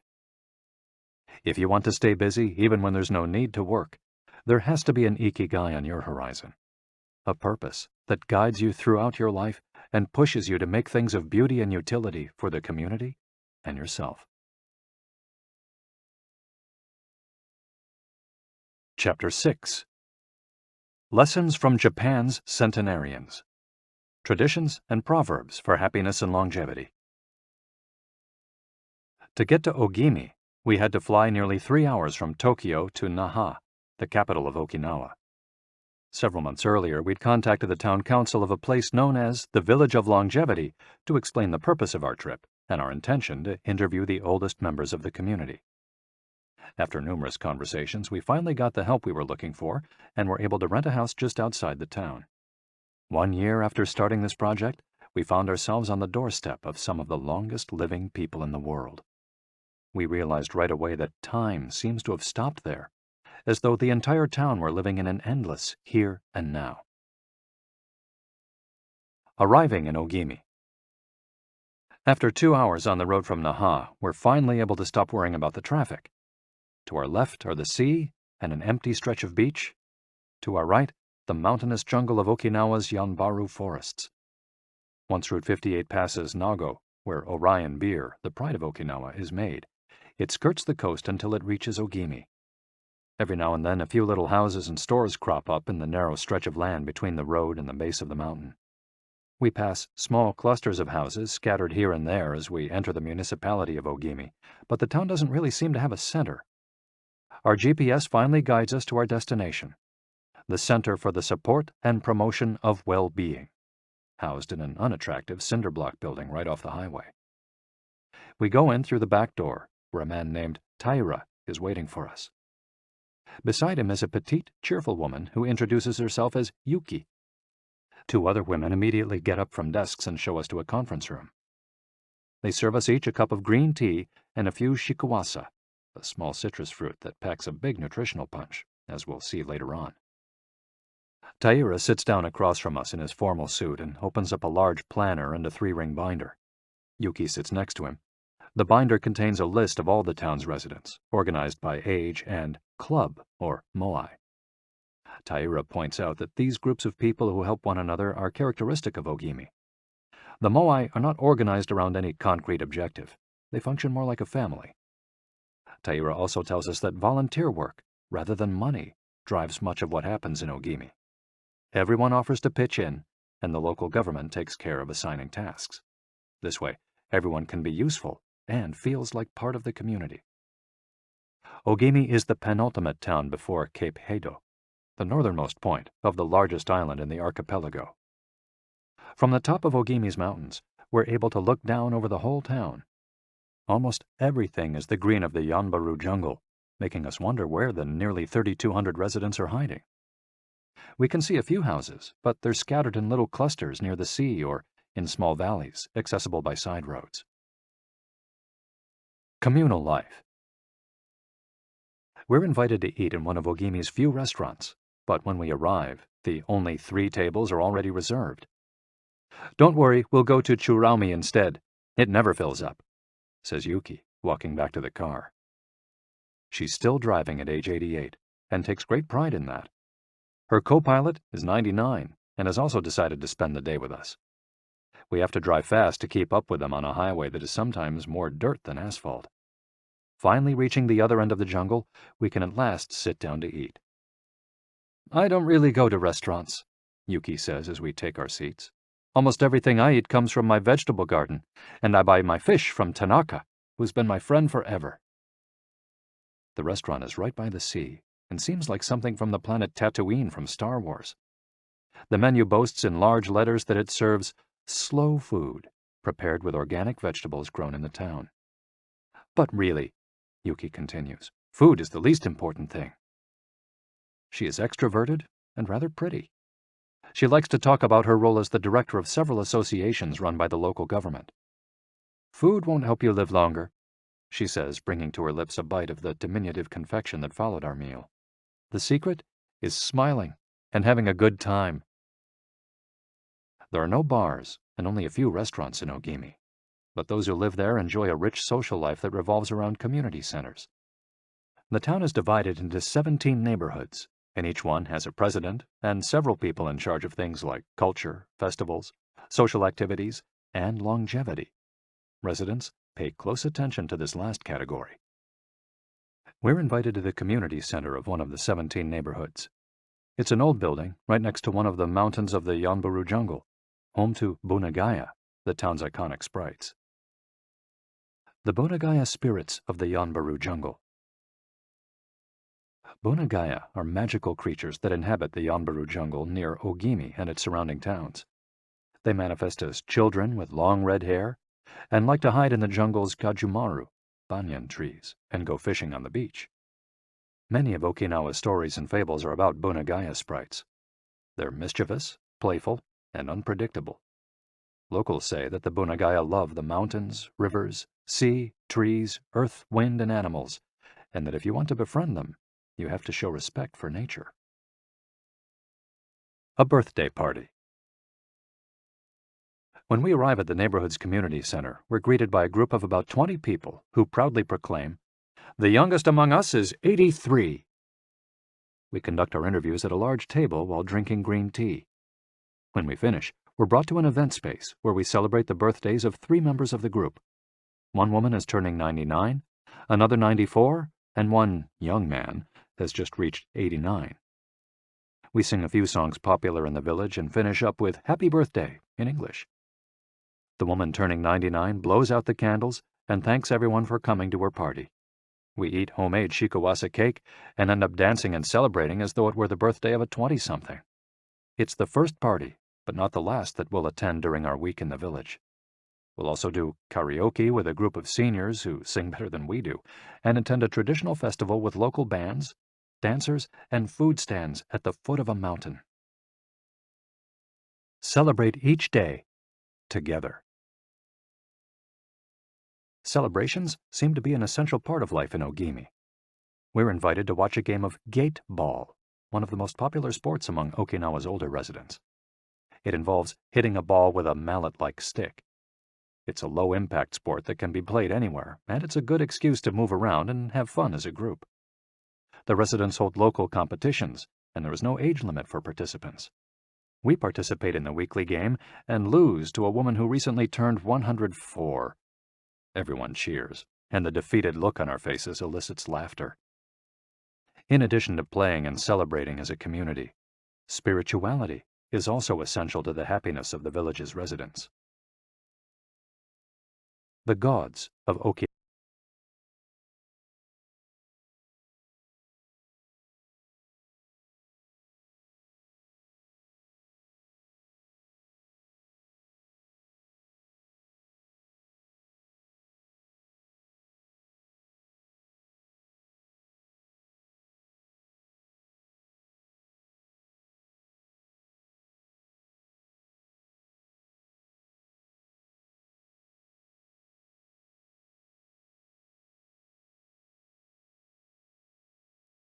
The main religion in Okinawa is known as Ryukyu Shinto. Ryukyu is the original name of the Okinawa archipelago, and Shinto means the path of the gods. Ryukyu Shinto combines elements of Chinese Taoism, Confucianism, Buddhism, and Shintoism with shamanistic and animistic elements. According to this ancient faith, the world is populated by an infinite number of spirits divided into several types: spirits of the home, of the forest, of the trees, and of the mountains. It's important to appease these spirits through rituals and festivals, and by consecrating sacred grounds. Okinawa is full of sacred jungles and forests, where many of the two main kinds of temples are found, the Utaki and the Uganju. We visited an Uganju, or small open-air temple, adorned with incense and coins, next to a waterfall in Ogimi. The Utaki is a collection of stones where people go to pray and where, supposedly, spirits gather. In Okinawa's religious practice, women are considered spiritually superior to men, whereas the opposite is true of traditional Shintoism in the rest of Japan. Yuta are women chosen as mediums by their communities to make contact with the spirit realm through traditional rites. Ancestor worship is another important feature of spiritual practice in Okinawa, and in Japan in general. The home of each generation's firstborn usually contains a butsudan, or small altar, used to pray for and make offerings to the family's ancestors. Mabui. Every person has an essence, or mabui. This mabui is our spirit and the source of our life force. It is immortal and makes us who we are. Sometimes the mabui of someone who has died is trapped in the body of a living person. This situation requires a separation ritual to free the mabui of the deceased.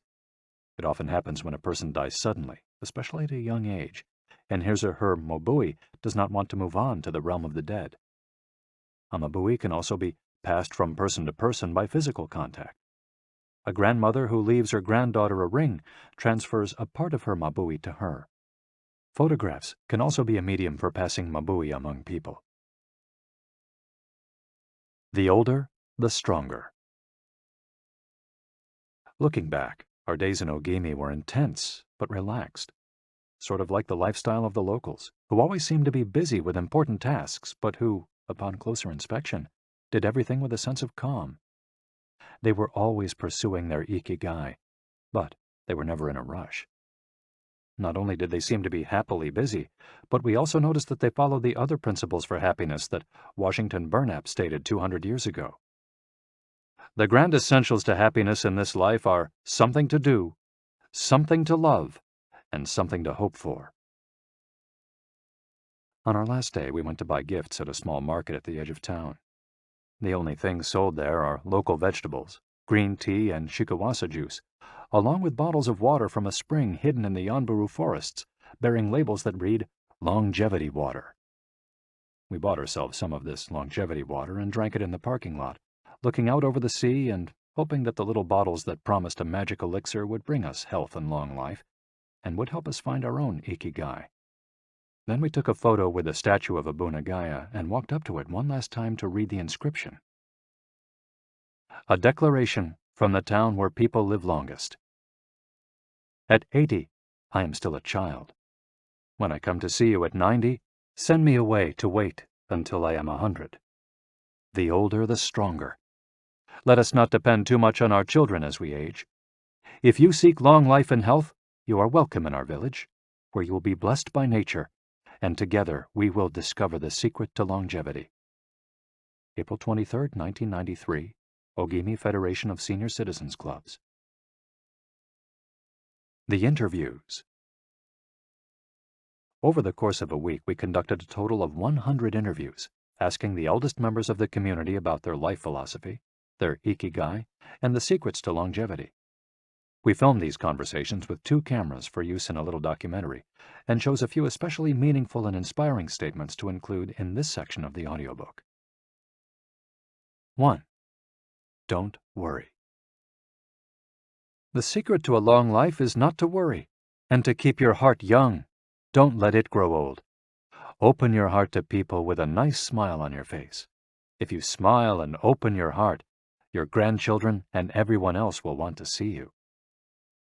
The best way to avoid anxiety is to go out in the street and say hello to people. I do it every day. I go out there and say hello and see you later. Then I go home and care for my vegetable garden. In the afternoon, I spend time with friends. Here, everyone gets along. We try not to cause problems. Spending time together and having fun is the only thing that matters. 2. Cultivate good habits. I feel joy every morning waking up at 6 and opening the curtains to look out at my garden where I grow my own vegetables. I go right outside to check on my tomatoes, my mandarin oranges. I love the sight of them. It relaxes me. After an hour in the garden, I go back inside and make breakfast. I plant my own vegetables and cook them myself. That's my Ikigai. The key to staying sharp in old age is in your fingers. From your fingers to your brain and back again. If you keep your fingers busy, you'll live to see 100. I get up at 4 every day. I set my alarm for that time, have a cup of coffee, and do a little exercise, lifting my arms. That gives me energy for the rest of the day. I eat a bit of everything. I think that's the secret. I like variety in what I eat. I think it tastes better. Working. If you don't work, your body breaks down. When I wake up, I go to the Butsudan and light incense. You have to keep your ancestors in mind. It's the first thing I do every morning. I wake up every day at the same time, early, and spend the morning in my vegetable garden. I go dancing with my friends once a week. I do exercise every day, and every morning I go for a little walk. I never forget to do my Taiso exercises when I get up. Eating vegetables, it helps you live longer. To live a long time, you need to do 3 things. Exercise to stay healthy, eat well, and spend time with people. 3. Nurture your friendships every day. Getting together with my friends is my most important Ikigai. We all get together here and talk. It's very important. I always know I'll see them all here tomorrow, and that's one of my favorite things in life. My main hobby is getting together with friends and neighbors. Talking each day with the people you love, that's the secret to a long life. I say hello and see you later to the children on their way to school and wave at everyone who goes by me in their car. Drive safely, I say. Between 7:20 a.m. and 8:15 a.m., I'm outside on my feet the whole time, saying hello to people. Once everyone's gone, I go back inside. Chatting and drinking tea with my neighbors, that's the best thing in life. And singing together. I wake up at 5 every morning, leave the house, and walk to the sea. Then I go to a friend's house and we have tea together. That's the secret to a long life, getting together with people and going from place to place. 4. Live an unhurried life. My secret to a long life is always saying to myself, slow down and relax. You live much longer if you're not in a hurry. I make things with wicker. That's my Ikigai. The first thing I do when I wake up is pray. Then I do my exercises and eat breakfast. At 7, I calmly start working on my wicker. When I get tired at 5, I go visit my friends. Doing many different things every day. Always staying busy but doing one thing at a time without getting overwhelmed. The secret to long life is going to bed early, waking up early, and going for a walk. Living peacefully and enjoying the little things. Getting along with your friends. Spring, summer, fall, winter. Enjoying each season happily. 5. Be optimistic. Every day I say to myself, today will be full of health and energy. Live it to the fullest. I'm 98, but consider myself young. I still have so much to do. Laugh. Laughter is the most important thing. I laugh wherever I go. I'm going to live to be 100. Of course I am. It's a huge motivation for me. Dancing and singing with your grandchildren is the best thing in life. I feel very fortunate to have been born here. I give thanks for it every day. The most important thing in Ogimi, in life, is to keep smiling. I do volunteer work to give back to the village a bit of what it has given to me. For example, I use my car to help friends get to the hospital. There's no secret to it. The trick is just to live. Keys to the Ogimi lifestyle. 100% of the people we interviewed keep a vegetable garden, and most of them also have fields of tea, mangoes, shikawasa, and so on. All belong to some form of neighborhood association where they feel cared for as though by family. They celebrate all the time, even little things. Music, song, and dance are essential parts of daily life. They have an important purpose in life, or several. They have an Ikigai, but they don't take it too seriously. They're relaxed and enjoy all that they do. They are very proud of their traditions and local culture. They are passionate about everything they do, however insignificant it might seem. Locals have a strong sense of yui ma'aru, recognizing the connection between people. They help each other with everything from work in the fields, harvesting sugarcane or planting rice, to building houses and municipal projects. Our friend Miyagi, who ate dinner with us on our last night in town, told us that he was building a new home with the help of all his friends, and that we could stay there the next time we were in Ogimi. They are always busy, but they occupy themselves with tasks that allow them to relax. We didn't see a single old grandpa sitting on a bench doing nothing. They're always coming and going, to sing karaoke, visit with neighbors, or play a game of gateball. Chapter 7. The Ikigai Diet. What the world's longest living people eat and drink. According to the World Health Organization, Japan has the highest life expectancy in the world, 85 years for men and 87.3 years for women. Moreover, it has the highest ratio of centenarians in the world, more than 520 for every million people, as of September 2016. While life expectancy in Japan is high overall, Okinawa exceeds the national average. Okinawa is one of the areas in Japan that were most affected by World War II.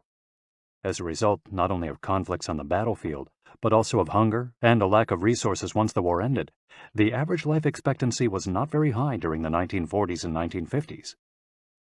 As Okinawans recovered from the destruction, however, they came to be some of the country's longest living citizens. What secrets to long life do the Japanese hold? What is it about Okinawa that makes it the best of the best in terms of life expectancy?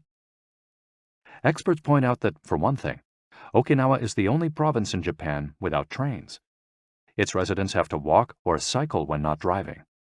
It's also the only province that has managed to follow the Japanese government's recommendation of eating less than 10 grams of salt per day. Okinawa's Miracle Diet.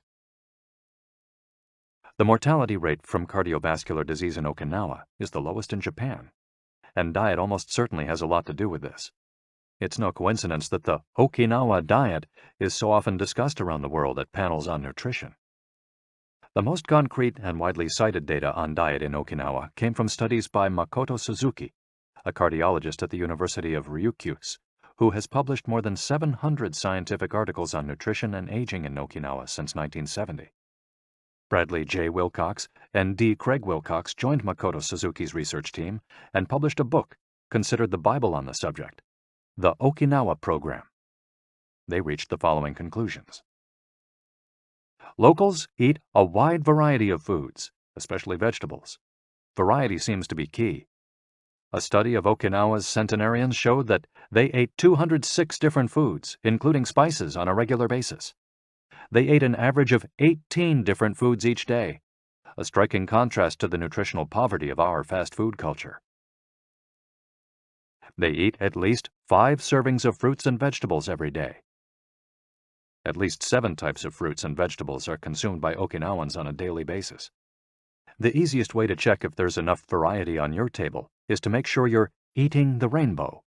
A table featuring red peppers, carrots, spinach, cauliflower, and eggplant, for example, offers great color and variety. Vegetables, potatoes, legumes, and soy products, such as tofu, are the staples of an Okinawan's diet. More than 30% of their daily calories come from vegetables.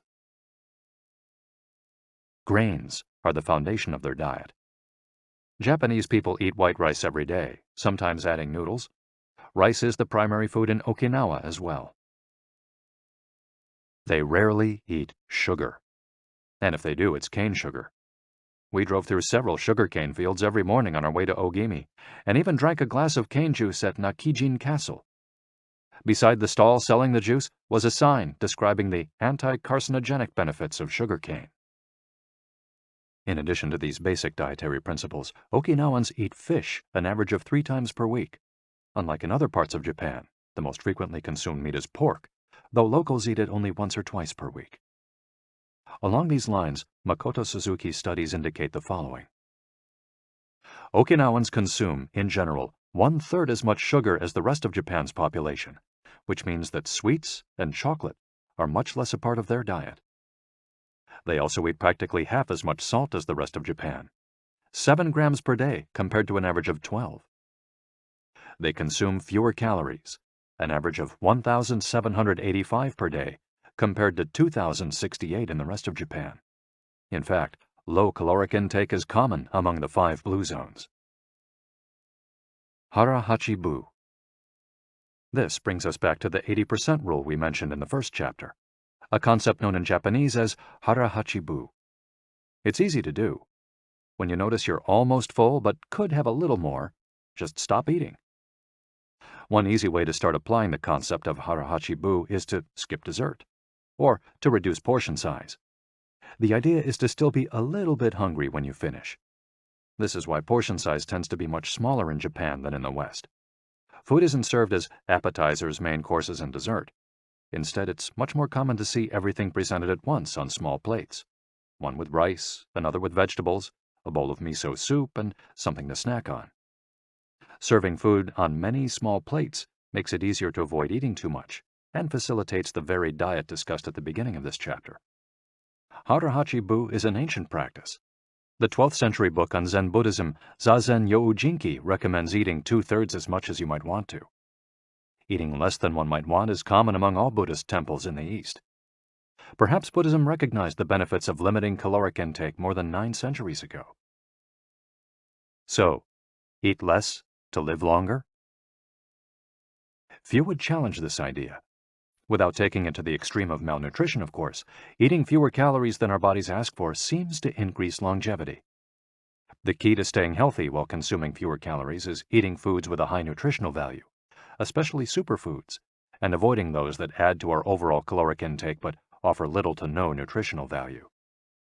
The calorie restriction we've been discussing is one of the most effective ways to add years to your life. If the body regularly consumes enough or too many calories, it gets lethargic and starts to wear down, expending significant energy on digestion alone. Another benefit of calorie restriction is that it reduces levels of IGF-1, insulin-like growth factor 1, in the body. IGF-1 is a protein that plays a significant role in the aging process.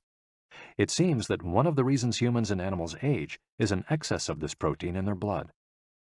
Whether calorie restriction will extend lifespan in humans is not yet known, but data increasingly indicate that moderate calorie restriction with adequate nutrition has a powerful protective effect against obesity, type 2 diabetes, inflammation, hypertension, and cardiovascular disease, and reduces metabolic risk factors associated with cancer. An alternative to following the 80% rule on a daily basis is to fast for 1 or 2 days each week. The 5-2, or fasting diet, recommends 2 days of fasting, consuming fewer than 500 calories every week, and eating normally on the other 5 days.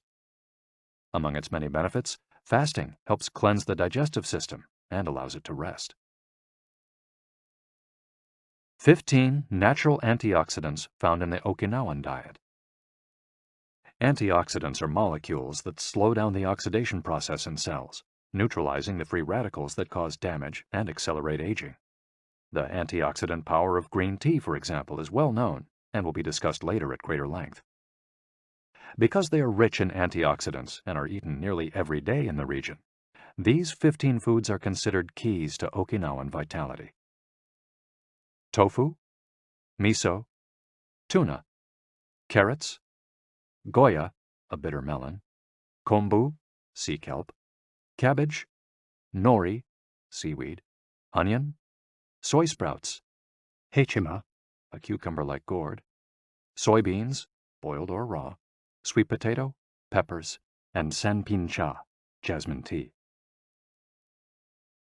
Sanpin cha, the reigning infusion in Okinawa. Okinawans drink more sanpin cha, a mix of green tea and jasmine flowers, than any other kind of tea. The closest approximation in the West would be the jasmine tea that usually comes from China. A 1988 study conducted by Hiroko Sho at the Okinawa Institute of Science and Technology indicates that jasmine tea reduces blood cholesterol levels. Sanpin cha can be found in many different forms in Okinawa and is even available in vending machines. In addition to all the antioxidant benefits of green tea, it boasts the benefits of jasmine, which include reducing the risk of heart attack, strengthening the immune system, helping relieve stress, lowering cholesterol. Okinawans drink an average of 3 cups of sanpin cha every day.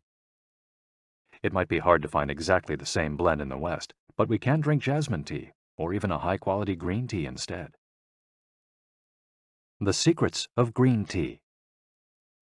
Green tea has been credited for centuries with significant medicinal properties. Recent studies have confirmed its many benefits and have attested to the importance of this ancient plant in the longevity of those who drink it often. Originally from China, where it's been consumed for millennia, green tea didn't make its way to the rest of the world until just a few centuries ago. Unlike other teas, and as a result of being air-dried without fermentation, it retains its active elements even after being dried and crumbled. It offers meaningful health benefits such as controlling cholesterol, lowering blood sugar levels, improving circulation, protection against the flu, vitamin C, promoting bone health, fluoride, protection against certain bacterial infections, protection against UV damage, cleansing, and diuretic effects. White tea, with its high concentration of polyphenols, may be even more effective against aging. In fact, it's considered to be the natural product with the greatest antioxidant power in the world, to the extent that 1 cup of white tea might pack the same punch as a dozen glasses of orange juice. In summary, drinking green or white tea every day can help us reduce the free radicals in our bodies, keeping us young longer. The powerful shikuwasa. Shikuwasa is the citrus fruit par excellence of Okinawa, and Ogimi is its largest producer in all of Japan. The fruit is extremely acidic. It's impossible to drink shikuwasa juice without diluting it first with water. Its taste is somewhere between that of a lime and a mandarin orange, to which it bears a family resemblance. Shikuwasas also contain high levels of nobiletin, a flavonoid rich in antioxidants. All citrus fruits, grapefruits, oranges, lemons, are high in nobiletin, but Okinawa's shikuwasas have 40 times as much as oranges. Consuming nobiletin has been proven to protect us from arteriosclerosis, cancer, type 2 diabetes, and obesity in general. Shikuwasas also contain vitamins C and B, beta-carotene, and minerals. They're used in many traditional dishes and to add flavor to food and are squeezed to make juice. While conducting research at the birthday parties of the town's grandparents, we were served shikuwasa cake. The antioxidant canon for Westerners. In 2010, the UK's Daily Mirror published a list of foods recommended by experts to combat aging. Among these foods readily available in the West are vegetables, such as broccoli and chard, for their high concentration of water, minerals, and fiber. Oily fish, such as salmon, mackerel, tuna, and sardines, for all the antioxidants in their fat. Fruits, such as citrus, strawberries, and apricots. They're an excellent source of vitamins and help eliminate toxins from the body. Berries, such as blueberries and goji berries. They're rich in phytochemical antioxidants. Dried fruits, which contain vitamins and antioxidants and give you energy. Grains, such as oats and wheat, which give you energy and contain minerals. Olive oil, for its antioxidant effects that show in your skin. Red wine, in moderation, for its antioxidant and vasodilatory properties. Foods that should be eliminated are refined sugar and grains, processed baked goods, and prepared foods, along with cow's milk and all its derivatives. Following this diet will help you feel younger and slow the process of premature aging. Chapter 8. Gentle Movements, Longer Life. Exercises from the East that promote health and longevity. Studies from the Blue Zone suggest that the people who live the longest are not the ones who do the most exercise, but rather the ones who move the most. When we visited Ogimi, the village of longevity, we discovered that even people over 80 and 90 years old are still highly active. They don't stay at home looking out the window or reading the newspaper. Ogimi's residents walk a lot, do karaoke with their neighbors, get up early in the morning, and as soon as they've had breakfast, or even before, head outside to weed their gardens. They don't go to the gym or exercise intensely, but they almost never stop moving in the course of their daily routines. As easy as getting out of your chair. Metabolism slows down 90% after 30 minutes of sitting. The enzymes that move the bad fat from your arteries to your muscles, where it can get burned off, slow down. And after 2 hours, good cholesterol drops 20%. Just getting up for 5 minutes is going to get things going again. These things are so simple they're almost stupid, says Gavin Bradley in a 2015 interview with Bridget Schulte for The Washington Post. Bradley is one of the preeminent experts on the subject, and the director of an international organization dedicated to building awareness of how detrimental sitting all the time can be to our health. If we live in a city, we might find it hard to move in natural and healthy ways every day, but we can turn to exercises that have proven for centuries to be good for the body.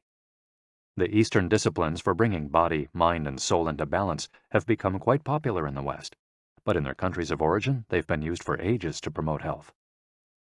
Yoga, originally from India, though very popular in Japan, and China's Qigong and Tai Chi, among other disciplines, seek to create harmony between a person's body and mind so they can face the world with strength, joy, and serenity. They're touted as elixirs of youth, and science has endorsed the claim. These gentle exercises offer extraordinary health benefits and are particularly appropriate for older individuals who have a harder time staying fit. Tai Chi has been shown, among other things, to slow the development of osteoporosis and Parkinson's disease, to increase circulation, and to improve muscle tone and flexibility. Its emotional benefits are just as important. It's a great shield against stress and depression. You don't need to go to the gym for an hour every day or run marathons. As Japanese centenarians show us, all you need is to add movement to your day. Practicing any of these Eastern disciplines on a regular basis is a great way to do so. An added benefit is that they all have well-defined steps, and as we heard in Chapter 4, disciplines with clear rules are good for flow. If you don't like any of these disciplines, feel free to choose a practice that you love and that makes you move. Following We'll take a look at some of the practices that promote health and longevity. But first, a little appetizer. A singularly Japanese exercise for starting your day. Radio Taiso. This morning warm-up has been around since before World War II. The radio part of its name is from when the instructions for each exercise were transmitted over the radio. But today people usually do these movements while tuned to a television channel or internet video demonstrating the steps. One of the main purposes of doing radio Taiso is to promote a spirit of unity among participants. The exercises are always done in groups, usually in schools before the start of classes, and in businesses before the workday begins.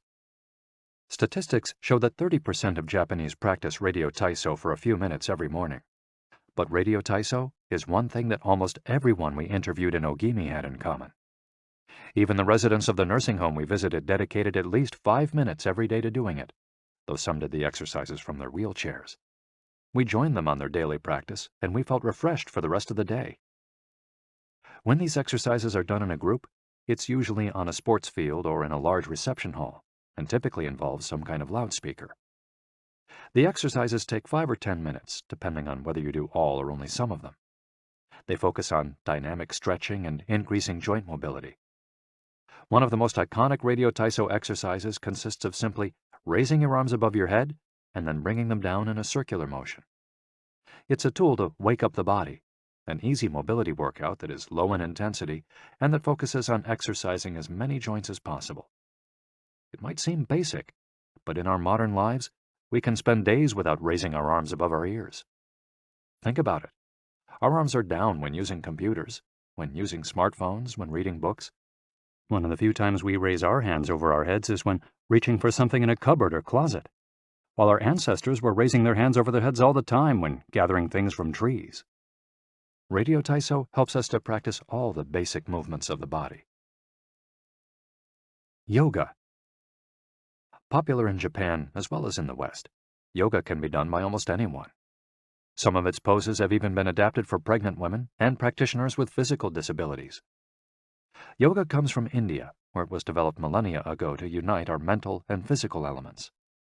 The word yoga itself comes from the Sanskrit term for yoke, which refers to the crosspiece that binds draft animals to one another and to the cart they're pulling. Yoga strives to unite body and mind in the same way, guiding us toward a healthy lifestyle in harmony with the world around us. The main objectives of yoga are to bring us closer to our human nature, mental and physical purification, to bring us closer to the divine. Styles of yoga. Though all are oriented towards similar goals, there are many different types of yoga that vary according to the traditions and texts from which they were developed. The differences among them lie, as the masters say, in the path taken to the summit of our best self. Jnana Yoga. The yoga of wisdom, the search for discipline and mental growth. Karma Yoga focuses on action, on tasks and duties that benefit oneself and one's community. Bhakti Yoga, the yoga of devotion and surrender to the divine. Mantra Yoga focuses on the recitation of mantras to reach a state of relaxation. Kundalini Yoga combines diverse steps to reach the desired mental state. Raja Yoga, also known as the royal path, encompasses a range of steps geared toward achieving communion with oneself and others. Hatha Yoga, the most widespread form in the West and Japan, characterized by asanas or poses combined in a quest for balance. How to do a sun salutation. The sun salutation is one of the most iconic exercises in Hatha Yoga. To do it, you simply have to follow these 12 basic movements. 1. With your feet together, stand up straight, but keep your muscles relaxed. Exhale. 2. Place the palms of your hands together in front of your chest. From this position, inhale as you raise your arms above your head and bend backwards slightly. 3. Exhale as you bend forward until you touch the ground with the palms of your hands, without bending your knees. 4. Stretch one leg back to touch the floor with the tips of your toes. Inhale. 5. Bring the other leg back, keeping your legs and arms straight as you hold your breath. 6. As you exhale, bend your arms and bring your chest to the ground, and then forward, resting your knees on the ground. 7. Straighten your arms and bend your spine back, keeping the lower half of your body on the ground. Inhale. 8. With your hands and feet on the ground, lift your hips until your arms and legs are straight and your body forms an upside-down V. Exhale throughout the movement. 9. Bring forward the same leg you'd stretched back earlier and bend it so that your knee and foot are aligned under your head and between your hands. Inhale. 10. Exhale as you bring your back foot forward and straighten your legs, keeping your hands on the ground as in posture 3. 11. Bring your arms above your head with your palms together and bend backwards slightly as you did in posture 2 while you inhale. 12. Lower your arms to their initial position in mountain pose while you exhale. You've just greeted the sun. Now you're ready to have a fantastic day. Tai Chi. Also known as Tai Chi Chuan, Tai Chi is a Chinese martial art that can be traced back hundreds of years to Buddhism and Confucianism. It's very popular in Japan, too. According to Chinese tradition, it was created by the Taoist master and martial arts practitioner Zhang Sanfeng, though it was Yang Luchan who in the 19th century brought the form to the rest of the world.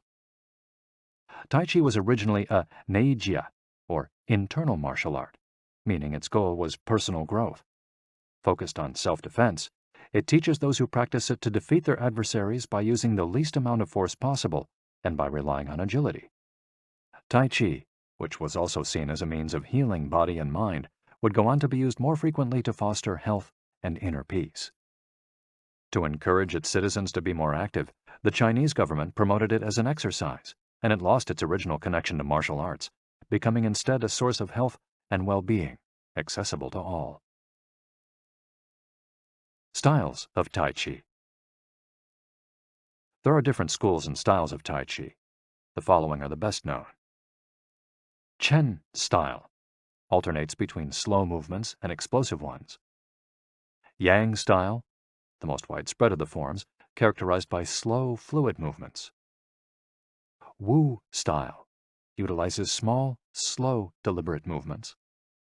Hao style, centered on internal movements, with almost microscopic external movements, one of the least practiced forms of Tai Chi, even in China. Despite their differences, these styles all have the same objectives. 1. To control movement through stillness. 2.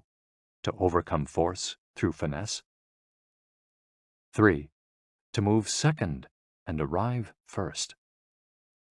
4. To know yourself and your opponent. The 10 basic principles of Tai Chi.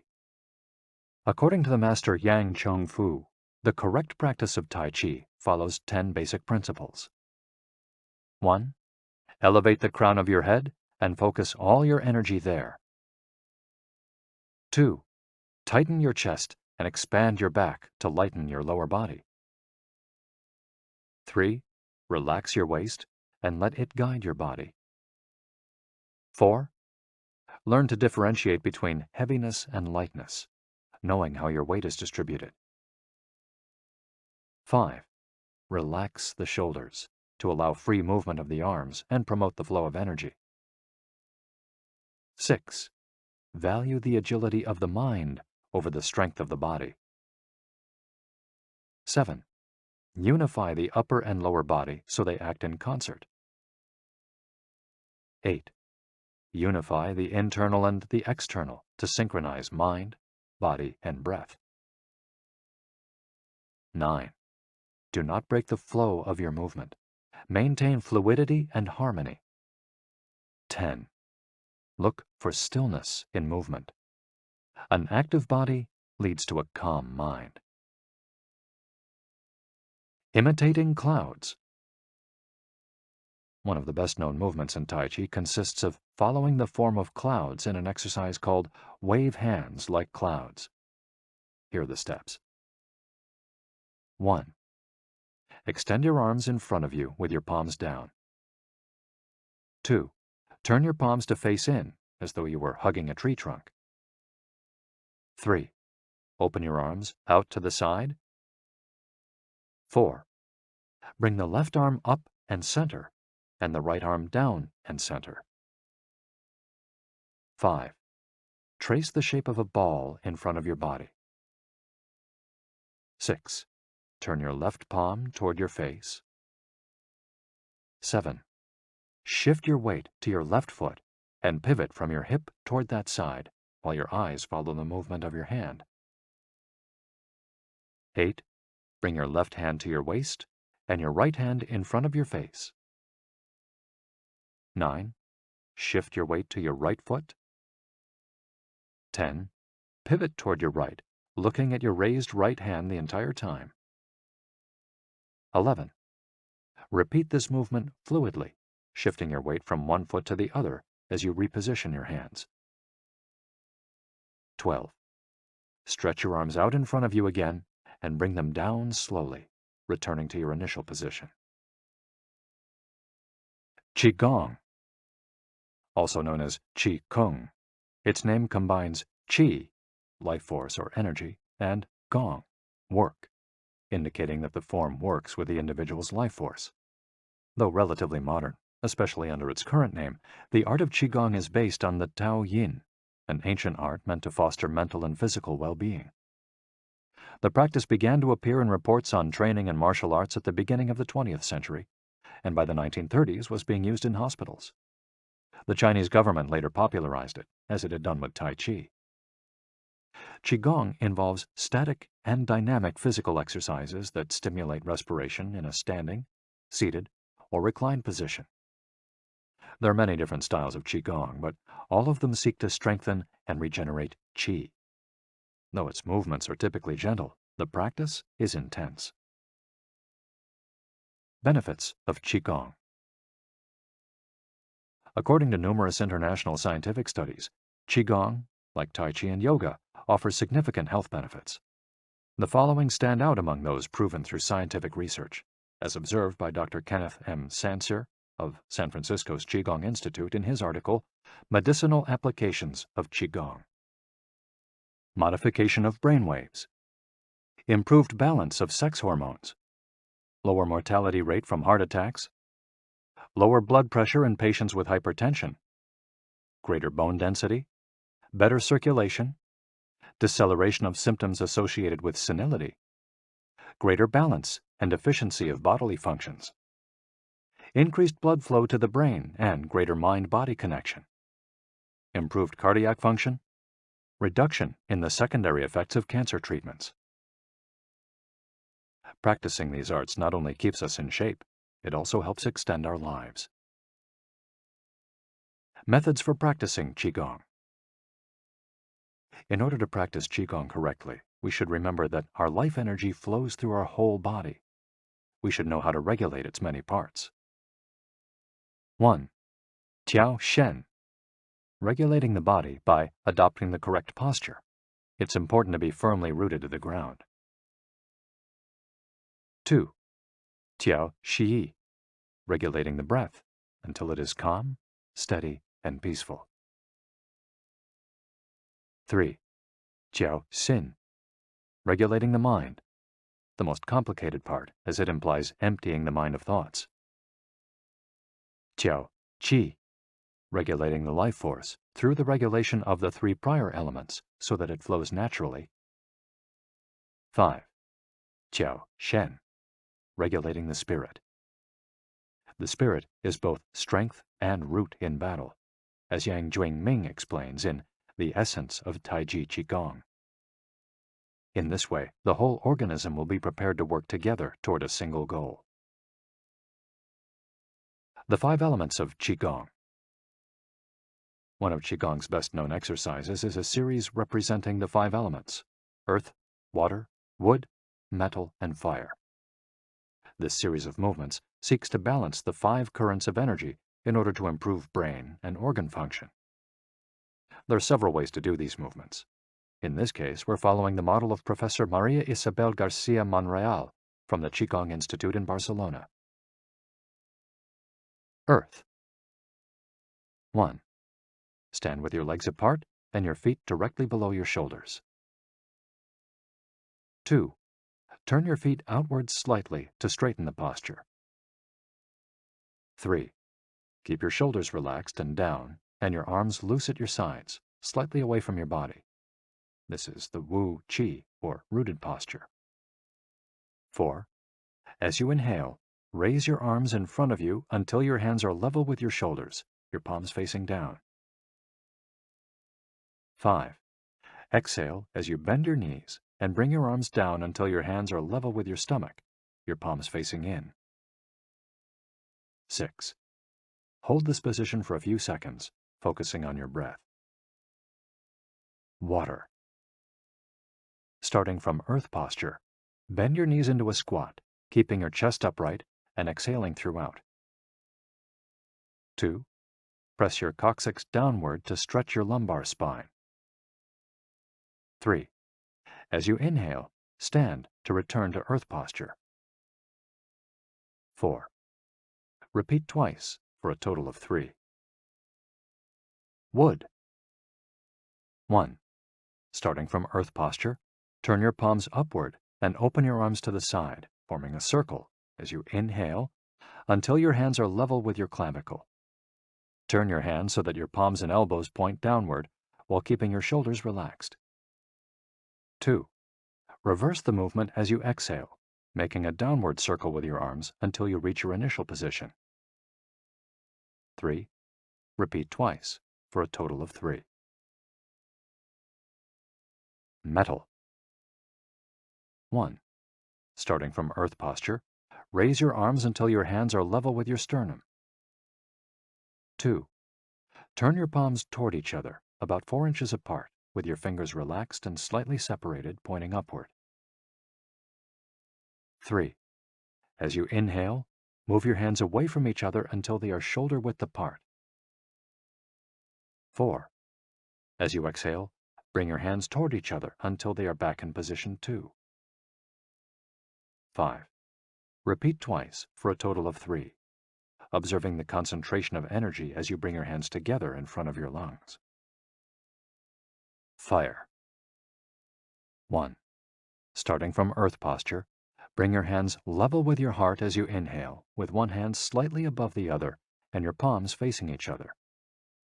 2. Rotate your hands to feel the energy of your heart. 3. Turn from your waist gently to the left, keeping your torso relaxed and your forearms parallel to the ground. 4. With your palms still facing each other, separate your hands, bringing one up until it is level with your shoulder and the other down in front of your abdomen. 5. Turn from your waist gently to the right, keeping your torso relaxed and your forearms parallel to the ground. 6. As you exhale, let your hands come back together in front of your heart. 7. With your palms still facing each other, separate your hands, bringing one up until it is level with your shoulder and the other down in front of your abdomen. Completing the series. 1.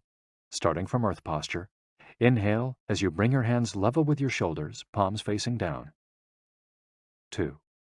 As you exhale, lower your arms to rest at your sides, returning to the initial Wu Qi posture. Shiatsu. Created in Japan in the early 20th century, principally for the treatment of arthritis, Shiatsu also works on energy flow through the application of pressure with the thumbs and the palms of the hands. In combination with stretching and breathing exercises, it seeks to create equilibrium among the different elements of the body. The following quote is about the Dao Yin, a general term referring to the ancient arts meant to foster mental and physical well-being. It is not important that a Dao Yin have a name, is imitating something, or is engraved in jade. What is important is the technique and the essence of what is really practiced. Stretching and contracting, bending and lifting of the head, stepping, lying down, resting or standing, walking or stepping slowly, screaming or breathing, everything can be a Dao Yin. Ge Hong. Breathe better. Live longer. The book Shu Chen Shishu, known in the West as 10 Books on the Cultivation of Perfection, dates back to the 13th century and is a compendium of materials from diverse sources on developing the mind and body. It quotes, among others, the celebrated Chinese doctor and essayist Sun Simiao, who lived during the 6th century.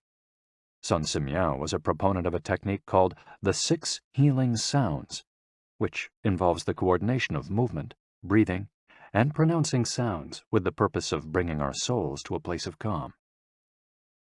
The 6 sounds are XU, pronounced like shh, with a deep sigh, which is associated with the liver.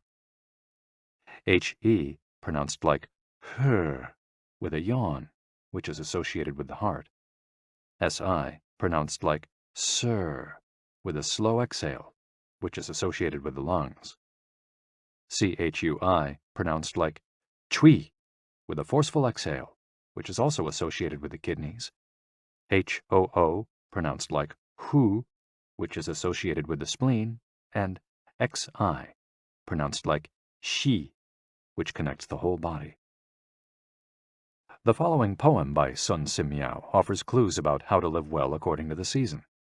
It reminds us of the importance of breathing and suggests that as we breathe, we visualize the organs associated with each of the healing sounds. In spring, breathe shh for clear eyes, and so wood can aid your liver. In summer, reach for her, so that heart and fire can be at peace. In fall, breathe sir to stabilize and gather metal, keeping the lungs moist. For the kidneys, next, breathe chui and see your inner waters calm. The triple heater needs your shi to expel all heat and troubles. In all 4 seasons, take deep breaths so your spleen can process food. And of course, avoid exhaling noisily. Don't let even your own ears hear you. The practice is most excellent and will help preserve your divine elixir. It might feel confusing to be presented with all the Eastern traditions we've introduced in this chapter. The takeaway is that they all combine a physical exercise with an awareness of our breath. These 2 components, movements and breath, help us to bring our consciousness in line with our body, instead of allowing our mind to be carried away by the sea of daily worries. Most of the time, we're just not aware enough of our breathing.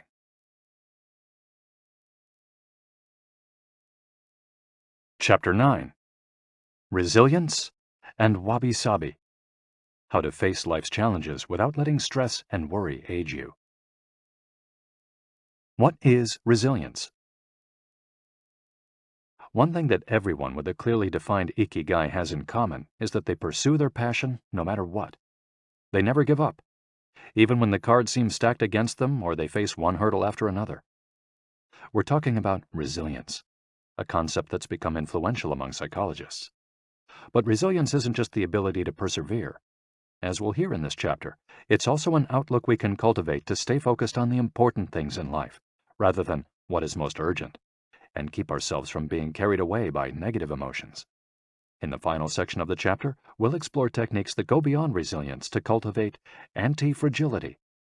Sooner or later, we all have to face difficult moments, and the way we do this can make a huge difference to our quality of life. Proper training for our mind, body, and emotional resilience is essential for confronting life's ups and downs. Nana Korobia Oki. Fall 7 times. Rise 8. Japanese proverb. Resilience is our ability to deal with setbacks. The more resilient we are, the easier it will be to pick ourselves up and get back to what gives meaning to our lives. Resilient people know how to stay focused on their objectives, on what matters, without giving in to discouragement. Their flexibility is the source of their strength. They know how to adapt to change and to reversals of fortune. They concentrate on the things they can control and don't worry about those they can't. In the words of the famous Serenity Prayer by Reinhold Niebuhr, God, give us grace to accept with serenity the things that cannot be changed, courage to change the things which should be changed, and the wisdom to distinguish the one from the other. Emotional resilience through Buddhism and Stoicism. Siddhartha Gautama, Buddha, was born a prince of Kapilavastu, Nepal, and grew up in a palace surrounded by riches. At 16, he married and had a child. Not satisfied by his family's wealth,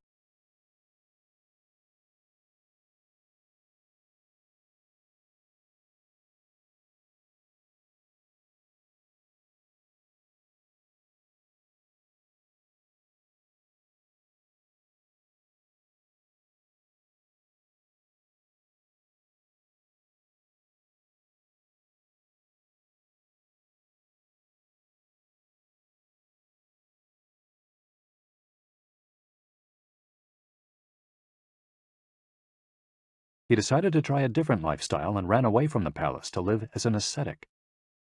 But it wasn't asceticism that he was looking for. It didn't offer the happiness and well-being he sought. Neither wealth nor extreme asceticism worked for him. He realized that a wise person should not ignore life's pleasures. A wise person can live with these pleasures, but should always remain conscious of how easy it is to be enslaved by them. Zeno of Citium began his studies with the Cynics. The Cynics also led ascetic lives, leaving behind all earthly pleasures. They lived in the street, and the only thing they owned was the clothing on their backs. Seeing that cynicism did not give him a sense of well-being, Zeno abandoned its teachings to found the school of Stoicism, which centers on the idea that there is nothing wrong with enjoying life's pleasures as long as they do not take control of your life as you enjoy them. You have to be prepared for those pleasures to disappear. The goal is not to eliminate all feelings and pleasures from our lives, as in cynicism, but to eliminate negative emotions. Since their inception, one of the objectives of both Buddhism and Stoicism has been to control pleasure, emotions, and desires. Though the philosophies are very different, both aim to curb our ego and control our negative emotions. Both Stoicism and Buddhism are, at their roots, methods for practicing well-being. According to Stoicism, our pleasures and desires are not the problem. We can enjoy them as long as they don't take control of us. The Stoics viewed those who were able to control their emotions as virtuous. What's the worst thing that could happen? We finally land our dream job, but after a little while we're already hunting for a better one. We win the lottery and buy a nice car, but then decide we can't live without a sailboat.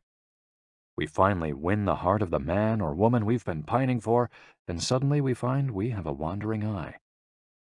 People can be insatiable. The Stoics believe that these kinds of desires and ambitions are not worth pursuing. The objective of the virtuous person is to reach a state of tranquility, apatheia, the absence of negative feelings such as anxiety, fear, shame, vanity, and anger, and the presence of positive feelings such as happiness, love, serenity, and gratitude. In order to keep their minds virtuous, the Stoics practiced something like negative visualization. They imagined the worst thing that could happen in order to be prepared if certain privileges and pleasures were taken from them. To practice negative visualization, we have to reflect on negative events, but without worrying about them. Seneca, one of the richest men in ancient Rome, lived a life of luxury, but was, nonetheless, an active Stoic. He recommended practicing negative visualization every night before falling asleep. In fact, he not only imagined these negative situations, he actually put them into practice. For example, by living for a week without servants, or the food and drink he was used to as a wealthy man. As a result, he was able to answer the question, what's the worst thing that could happen? Meditating for healthier emotions. In addition to negative visualization and not giving in to negative emotions, another central tenet of Stoicism is knowing what we can control and what we can't, as we see in the Serenity Prayer. Worrying about things that are beyond our control accomplishes nothing. We should have a clear sense of what we can change and what we can't, which in turn will allow us to resist giving in to negative emotions. In the words of Epictetus, "It's not what happens to you, but how you react that matters." In Zen Buddhism, Meditation is a way to become aware of our desires and emotions, and thereby free ourselves from them. It's not simply a question of keeping the mind free of thoughts, but instead involves observing our thoughts and emotions as they appear, without getting carried away by them. In this way, we train our minds not to get swept up in anger, jealousy, or resentment.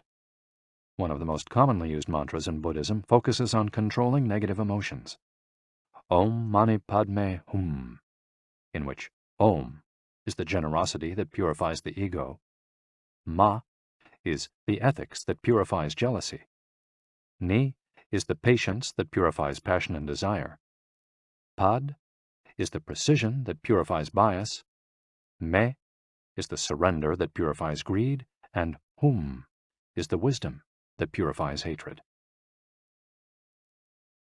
The here and now and the impermanence of things. Another key to cultivating resilience is knowing in which time to live. Both Buddhism and Stoicism remind us that the present is all that exists, and it is the only thing we can control. Instead of worrying about the past or the future, we should appreciate things just as they are in the moment, in the now. The only moment in which you can be truly alive is the present moment, observes the Buddhist monk Thich Nhat Hanh. In addition to living in the here and now, the Stoics recommend reflecting on the impermanence of the things around us. The Roman Emperor Marcus Aurelius said that the things we love are like the leaves of a tree. They can fall at any moment with a gust of wind. He also said that changes in the world around us are not accidental, but rather form part of the essence of the universe, a rather Buddhist notion, in fact. We should never forget that everything we have and all the people we love will disappear at some point. This is something we should keep in mind, but without giving in to pessimism. Being aware of the impermanence of things does not have to make us sad. It should help us love the present moment and those who surround us. All things human are short-lived and perishable, Seneca tells us. The temporary, ephemeral, and impermanent nature of the world is central to every Buddhist discipline. Keeping this always in mind helps us avoid excessive pain in times of loss. Wabi-sabi and Ichigo Ichie. Wabi-sabi is a Japanese concept that shows us the beauty of the fleeting, changeable, and imperfect nature of the world around us. Instead of searching for beauty in perfection, we should look for it in things that are flawed, incomplete. This is why the Japanese place such value, for example, on an irregular or cracked teacup. Only things that are imperfect, incomplete, and ephemeral can truly be beautiful, because only those things resemble the natural world. A complementary Japanese concept is that of Ichigo Ichie, which could be translated as, "This moment exists only now and won't come again."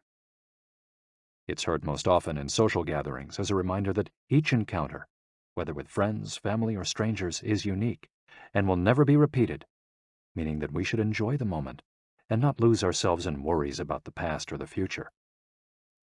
The concept is commonly used in tea ceremonies, Zen meditation, and Japanese martial arts, all of which place emphasis on being present in the moment. In the West, we've grown accustomed to the permanence of the stone buildings and cathedrals of Europe, which sometimes gives us the sense that nothing changes, making us forget about the passage of time. Greco-Roman architecture adores symmetry, sharp lines, imposing facades, and buildings and statues of the gods that outlast the centuries.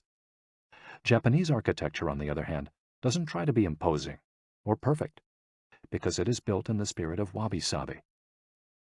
The tradition of making structures out of wood presupposes their impermanence and the need for future generations to rebuild them. Japanese culture accepts the fleeting nature of the human being and everything we create. The grand shrine of Ise, for example, has been rebuilt every 20 years for centuries. The most important thing is not to keep the building standing for generations, but to preserve customs and traditions, things that can withstand the passage of time better than structures made by human hands. The key is to accept that there are certain things over which we have no control, like the passage of time and the ephemeral nature of the world around us. Ichigo Ichie teaches us to focus on the present and enjoy each moment that life brings us. This is why it's so important to find and pursue our Ikigai. Wabi-sabi teaches us to appreciate the beauty of imperfection as an opportunity for growth. Beyond resilience, anti-fragility. As the legend goes, the first time Hercules faced the Hydra, he despaired when he discovered that cutting off one of its heads meant that two would grow back in its place. He would never be able to kill the beast if it got stronger with every wound. As Nassim Nicholas Taleb explains in Anti-Fragile, Things That Gain from Disorder, we use the word fragile to describe people, things, and organizations that are weakened when harmed, and the words robust and resilient for things that are able to withstand harm without weakening. But we don't have a word for things that get stronger when harmed, up to a point. To refer to the kind of power possessed by the Hydra of Lerna, to talk about things that get stronger when they are harmed, Taleb proposed the term anti-fragile. Anti-fragility is beyond resilience or robustness. The resilient resists shocks and stays the same. The anti-fragile gets better. Catastrophes and exceptional circumstances offer good models for explaining anti-fragility. In 2011, a tsunami hit the Tohoku region of Japan, doing tremendous damage to dozens of cities and towns along the coast, most famously Fukushima. When we visited the affected coast 2 years after the catastrophe, having driven for hours along cracked highways and past one empty gas station after another, we passed through several ghost towns whose streets had been taken over by the remnants of houses, piles of cars, and empty train stations. These towns were fragile spaces that had been forgotten by the government and could not recover on their own. Other places, such as Ishinomaki and Kisenuma, suffered extensive damage but were rebuilt within a few years, thanks to the efforts of many. Ishinomaki and Kisenuma showed how resilient they were in their ability to return to normal after the catastrophe. The earthquake that caused the tsunami also affected the Fukushima nuclear power plant. The Tokyo Electric Power Company engineers working at the plant were not prepared to recover from that kind of damage. The Fukushima nuclear facility is still in a state of emergency and will be for decades to come. It demonstrated its fragility in the face of an unprecedented catastrophe. The Japanese financial markets closed minutes after the earthquake. Which businesses did the best in the aftermath? Stock in big construction companies has been steadily on the rise since 2011. The need to rebuild the entire coast of Tohoku is a boon for construction. In this case, Japanese construction companies are anti-fragile, since they benefited enormously from the catastrophe. Now let's take a look at how we can apply this concept to our daily lives. How can we be more anti-fragile? Step 1. Create redundancies. Instead of having a single salary, try to find a way to make money from your hobbies, at other jobs, or by starting your own business. If you have only one salary, you might be left with nothing should your employer run into trouble, leaving you in a position of fragility. On the other hand, if you have several options and you lose your primary job, it might just happen that you end up dedicating more time to your secondary job, and maybe even make more money at it. You would have beaten that stroke of bad luck, and would be, in that case, anti-fragile. 100% of the seniors we interviewed in Ogimi had a primary and secondary occupation. Most of them kept a vegetable garden as a secondary job and sold their produce at the local market. The same idea goes for friendships and personal interests. It's just a matter, as the saying goes, of not putting all your eggs in one basket. In the sphere of romantic relationships, there are those who focus all their energy on their partner and make him or her their whole world. Those people lose everything if the relationship doesn't work out. Whereas, if they've cultivated strong friendships and a full life along the way, they'll be in a better position to move on at the end of a relationship. They'll be anti-fragile. Right now, you might be thinking, I don't need more than one salary, and I'm happy with the friends I've always had. Why should I add anything new? It might seem like a waste of time to add variation to our lives because extraordinary things don't ordinarily happen. We slip into a comfort zone. But the unexpected always happens, sooner or later. Step 2. Bet conservatively in certain areas and take many small risks in others. The world of finance turns out to be very useful in explaining this concept. If you have $10,000 saved up, you might put $9,000 of that into an index fund or fixed-term deposit and invest the remaining $1,000 in 10 startups with huge growth potential, say $100 in each. One possible scenario is that 3 of the companies fail. You lose $300. The value of 3 other companies goes down. You lose another $100 or $200. The value of 3 goes up. You make $100 or $200. And the value of one of the startups increases 20-fold. You make nearly $2,000, or maybe even more. You still make money, even if 3 of the businesses go completely belly up. You've benefited from the damage, just like the Hydra. The key to becoming anti-fragile is taking on small risks that might lead to great reward without exposing ourselves to dangers that might sink us, such as investing $10,000 in a fund of questionable reputation that we saw advertised in the newspaper. Step 3. Get rid of the things that make you fragile. We're taking the negative route for this exercise. Ask yourself, what makes me fragile? Certain people, things, and habits generate losses for us and make us vulnerable. Who and what are they? When we make our New Year's resolutions, we tend to emphasize adding new challenges to our lives. It's great to have this kind of objective, but setting good riddance goals can have an even bigger impact. For example, stop snacking between meals. Eat sweets only once a week. Gradually pay off all debt. Avoid spending time with toxic people. Avoid spending time doing things we don't enjoy simply because we feel obligated to do them. Spend no more than 20 minutes on Facebook each day. To build resilience into our lives, we shouldn't fear adversity because each setback is an opportunity for growth. If we adopt an anti-fragile attitude, we'll find a way to get stronger with every blow, refining our lifestyle and staying focused on our Ikigai. Taking a hit or two can be viewed as either a misfortune or an experience that we can apply to all areas of our lives as we continually make corrections and set new and better goals. As Taleb writes in Anti-Fragile, we need randomness, mess, adventures, uncertainty, self-discovery, hear traumatic episodes, all these things that make life worth living. We encourage those interested in the concept of anti-fragility to read Nassim Nicholas Taleb's Anti-Fragile. Life is pure imperfection, as the philosophy of wabi-sabi teaches us, and the passage of time shows us that everything is fleeting. But if you have a clear sense of your Ikigai, each moment will hold so many possibilities that it will seem almost like an eternity.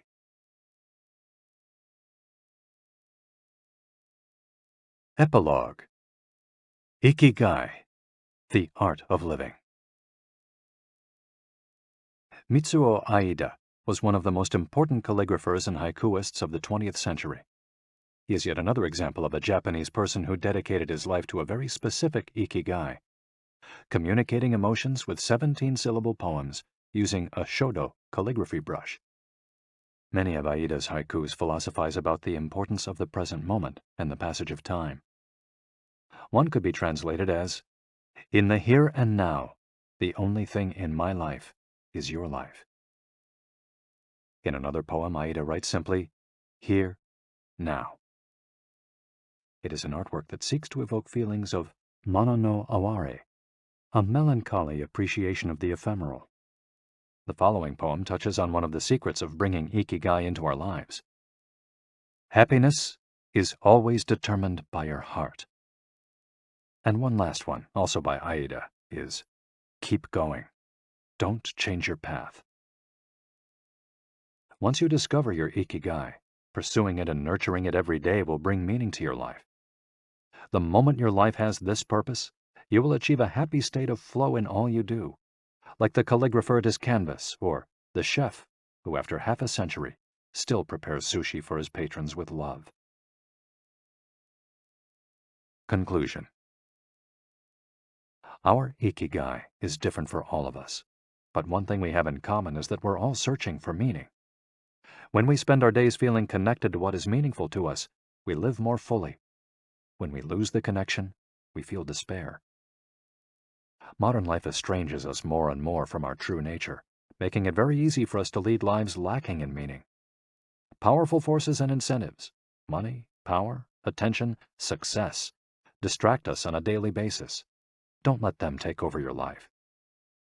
Our intuition and curiosity are very powerful internal compasses to help us connect with our Ikigai. Follow those things you enjoy and get away from or change those you dislike. Be led by your curiosity and keep busy by doing things that fill you with meaning and happiness. It doesn't need to be a big thing. We might find meaning in being good parents or in helping our neighbors. There is no perfect strategy to connecting with our Ikigai. But what we've learned from the Okinawans is that we should not worry too much about finding it. Life is not a problem to be solved. Just remember to have something that keeps you busy doing what you love while being surrounded by the people who love you. The 10 Rules of Ikigai. We'll conclude this journey with 10 rules we've distilled from the wisdom of the long-lived residents of Ogimi. 1. Stay active. Don't retire. Those who give up the things they love doing and do well lose their purpose in life. That's why it's so important to keep doing things of value, making progress, bringing beauty or utility to others, helping out, and shaping the world around you, even after your official professional activity has ended. 2. Take it slow. Being in a hurry is inversely proportional to quality of life. As the old saying goes, walk slowly and you'll go far. When we leave urgency behind, life and time take on new meaning. 3. Don't fill your stomach. Less is more when it comes to eating for long life, too. According to the 80% rule, in order to stay healthier longer, we should eat a little less than our hunger demands, instead of stuffing ourselves.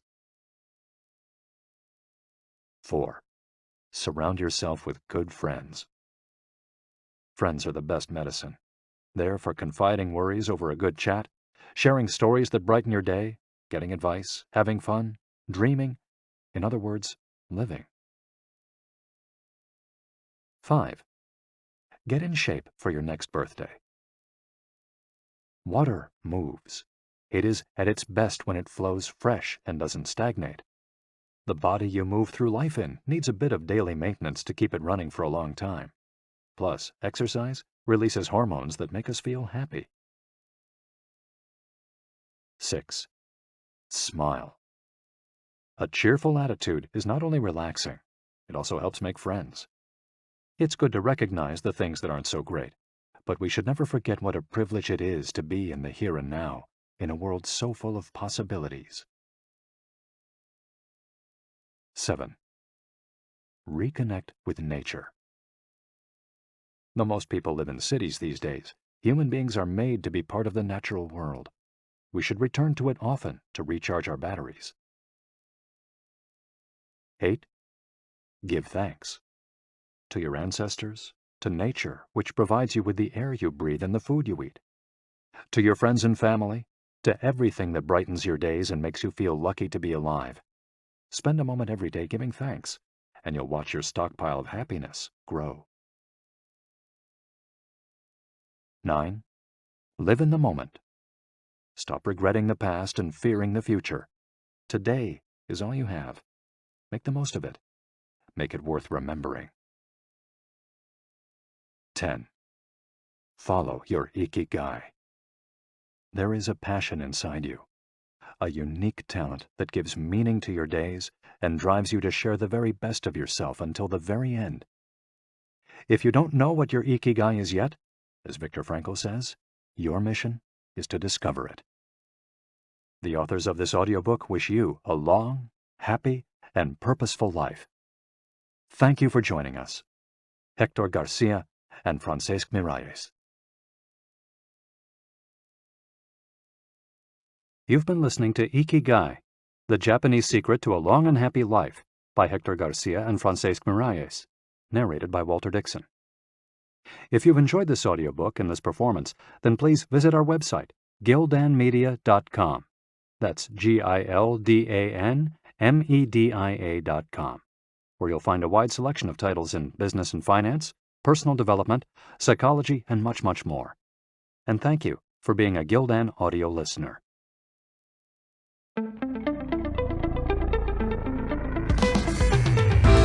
This has been a Gildan audio production. For more affordable, mind-enriching programs, visit our website at gildanmedia.com.